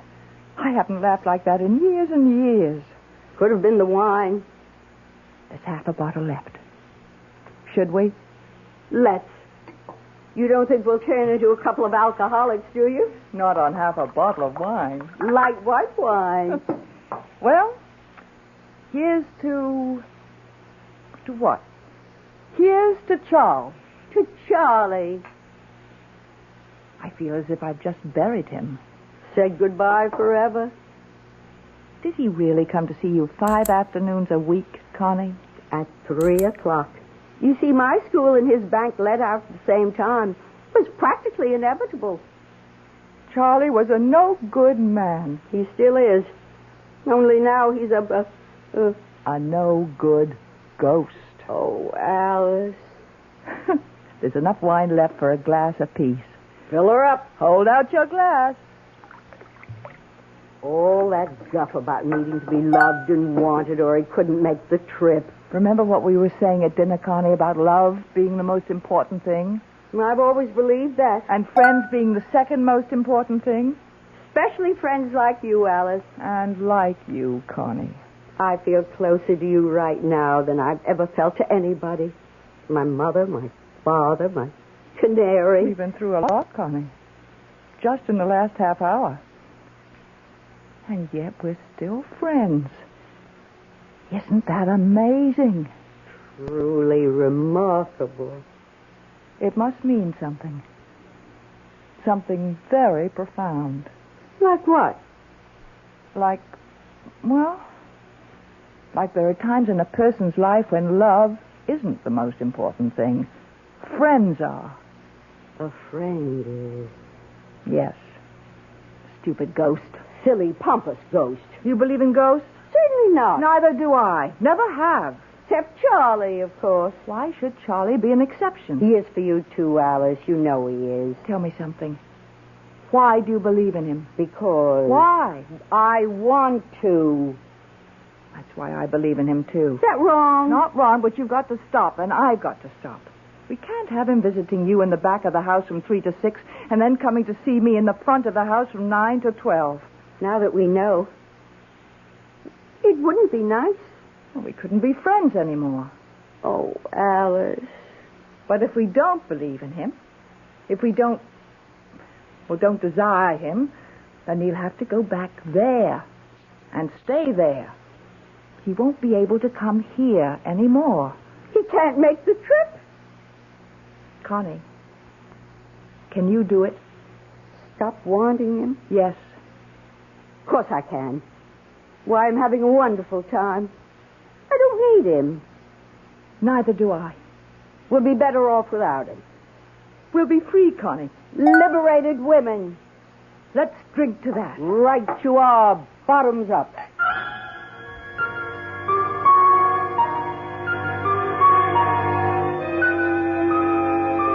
Ah, what courage lies in the bottom of a glass. Courage for the shy, the lonely, the frightened, the frustrated, and for the 2 elderly ladies determined to forget a ghost. We'll return shortly with Act 3.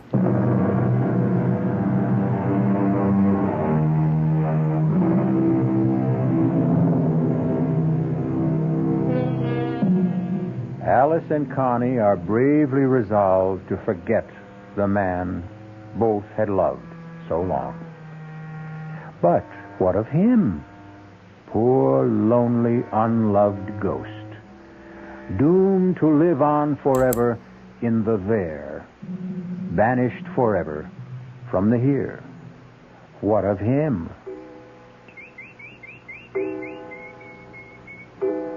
Connie. Connie. Speak to me, Connie. That's my sweet Goldie. That's my lovely bird. Happy to see me, sweetheart? Connie, I know you're here. I'm here, Charlie, but you're not. I am so. I don't believe in you anymore. You do, too. And I don't love you or want you. So there. Connie, you are being very cruel. I expect I am. If you don't believe me, why are you talking to me? Don't try to confuse things, Charlie. Answer my question. Why are you talking to me if you don't believe in me? Goldie, tell that ghost to go away.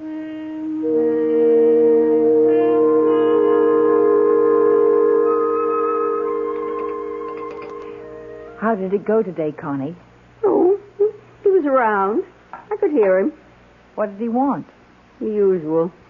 Be loved, to be wanted. I told him no more of that. You had a conversation with him? Not much of a one. You haven't stopped believing. Have you stopped, Alice? I think so.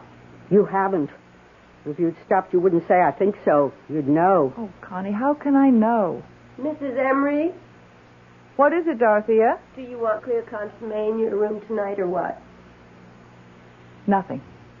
Not anything? Not a thing. Oh, well, all right. I had it all ready, but... That ought to show him, don't you think, Connie?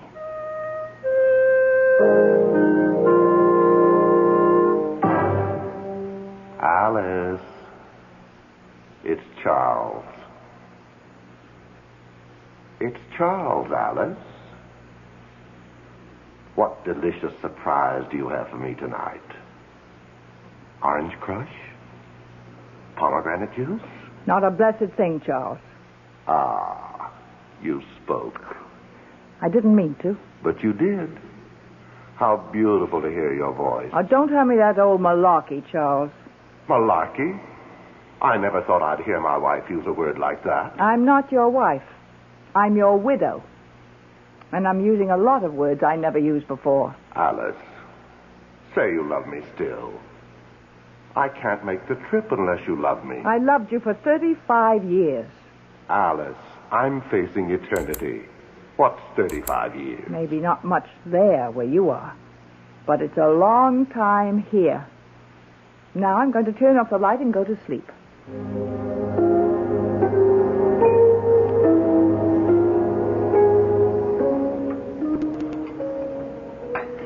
I was talking to him before I could stop myself. It was the same with me. But he couldn't complete the trip because I wouldn't say I loved him. Same here. And I really don't think I do love him, Connie.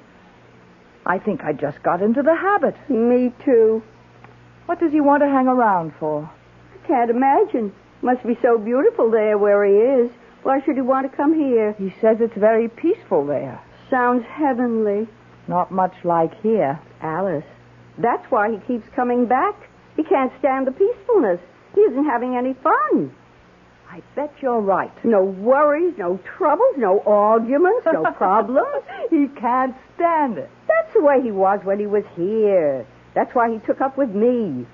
Why else would he want to have a clandestine affair in the afternoon with a middle-aged school teacher when he had a wonderful wife like you? He was bored. He wanted a little excitement. He still wants it. Funny. I always thought people changed when they left this terrible world. I guess they don't. I hope I change. I'd hate to go on the same way for eternity. Being petty and jealous and suspicious. Oh, no. Well, how can it be so peaceful there if everyone's the same as they were here? Maybe. Maybe the others don't stay the same. Maybe they accept all that eternal peace and enjoy it. In the meantime, Connie, while we're still here, we have a problem that must be dealt with. Let's face it, neither of us has stopped believing in Charles completely. Alice, I don't know if I'll ever be able to stop completely. Maybe there'll always be some little corner of my mind that goes on believing that Charlie is here. It's the same with me.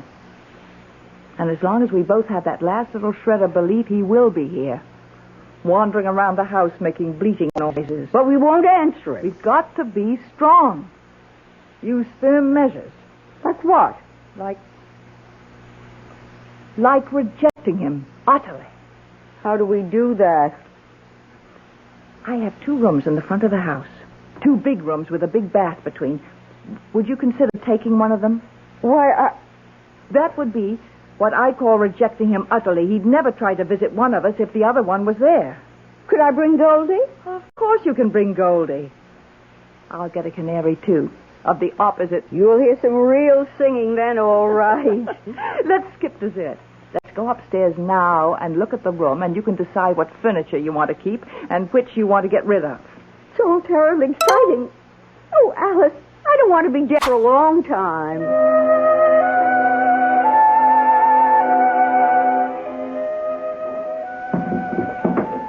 There. The desk between the windows and the chair here. We'll take out the love seat. And that'll leave room for the bed. What do you think, Connie? I think it's perfect. Now...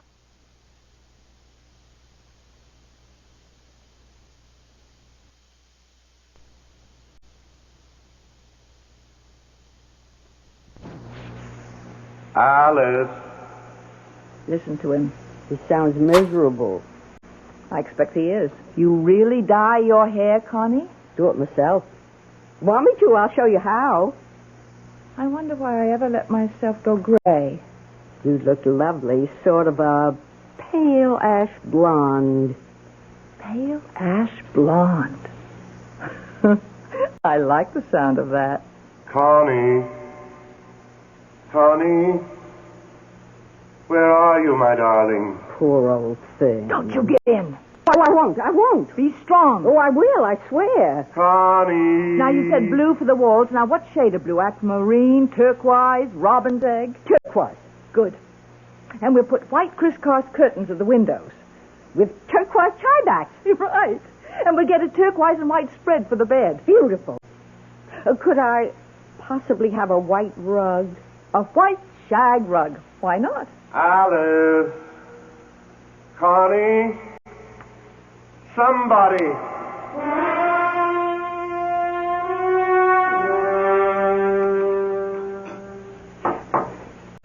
Do you mean to sit there and tell me you didn't even take one peek at your new room?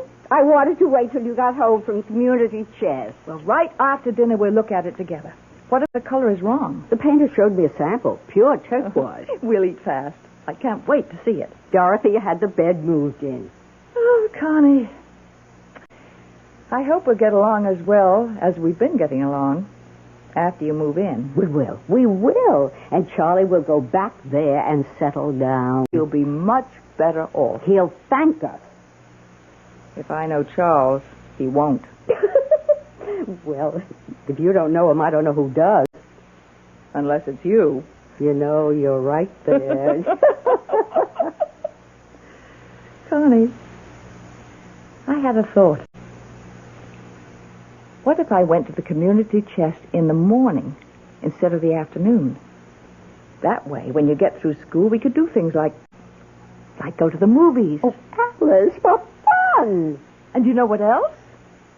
Weekends, we could take a train into the city and see a play. Or a concert. Or go to a museum. Oh, Alice! All those things I've been wanting to do, only I didn't want to do them alone. And you know what else? You mean there's more? Well, you have that 2 months off in the summer. We could go to Europe. Europe? I'll pay, of course. Now, don't argue. I'm your rich friend, so I'll pay. Alice, say it again.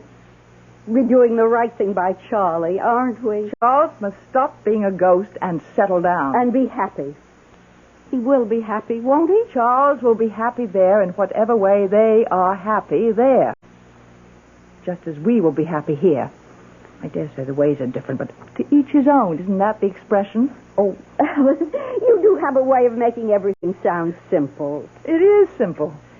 If you stare the facts in the face and don't waver. I hope we're not being selfish. We're being realistic, that's all. Sometimes realistic and selfish look like the same thing, but they're not. Finished your coffee? Uh-huh. Then guess what we're going to do? Go look at my new room. Yes, only wait a minute. Dorothea, I simply can't wait to see it. Yes, Mrs. Emery. You know that case of French wine I ordered? Did it come? The one with the picture of the chateau on the label. It came last week. Well, will you uncork a bottle and bring it upstairs to my suite? To our suite. Oh, Alice. And 2 glasses. Yes, Mrs. Emery. Connie, you and I are going to drink to a brand new life. 3 new lives. Yours, mine, and his. Come along.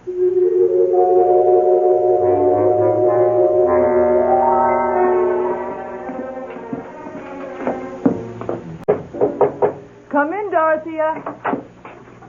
Oh, good. The wine's arrived. Just set it down here, Dorothea. Yes, ma'am. Dorothea, Miss Lawrence and I have decided to go to Europe for 2 months this summer. Oh. So you'll have a good long vacation instead of your usual 2 weeks. Full salary, of course. You're free to go where you like, or you can stay here. Oh, thank you, Mrs. Emery. I don't know where I'd go exactly. Well, suit yourself. Pour the wine, Connie. Will that be all for this evening? That'll be all. Then I'll say good night to you both. Good night. Sleep well, Dorothea. Thank you. 2 whole months. They'll be gone 2 whole months. What'll I do with myself? Dorothea? Where would I go? Dorothea? What would I do if I stayed here in an empty house? Dorothea, can't you hear me? I'd be all by myself. No, you wouldn't. No, you wouldn't. If there were just somebody... There is. There is. If you'd only listen. Somebody like him. There is me, Dorothea. Oh, Dorothea, hear me. But he's gone. Believe in me. Never to return. Love me. Want me. And I loved him so. Dorothea, listen. And I still do. Oh, I love him still. Dorothea, look at me. Why, Mr. Emery. I thought you'd never notice. Have you been here long? Not too long. I'm so surprised. I thought I'd never see you again. Ever. Well, now you do. But it's like a miracle had been performed. A lot of good hard work is more like it. I've never forgotten you. Really? Well, I know it was just that one weekend when Mrs. Emery went to her 25th college reunion, but I've never forgotten.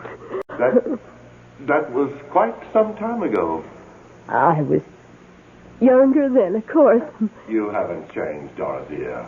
Not an iota. Oh?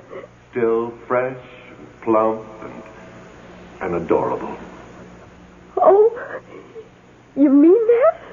I've never meant anything so much in my life. Or since.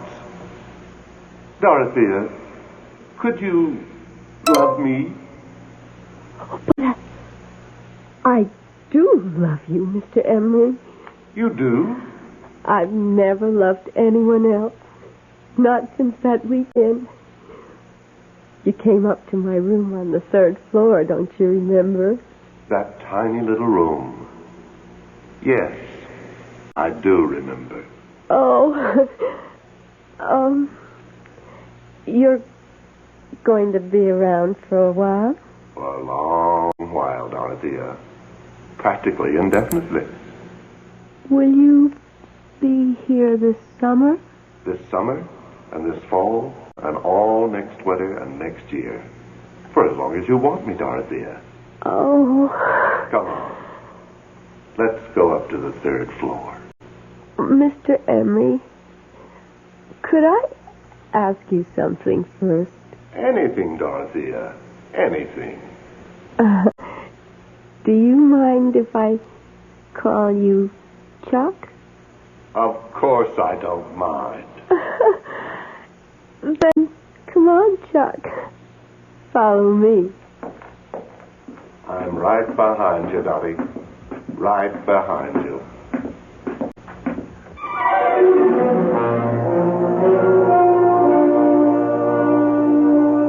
So Charles continues his mad pursuit of life after death. And I, for one, wish him the best of luck. And the best of luck to Connie and Alice with their new hairdos and their new pantsuits. Good luck to them all. Good luck to all of us. It's what we need the most. I'll be back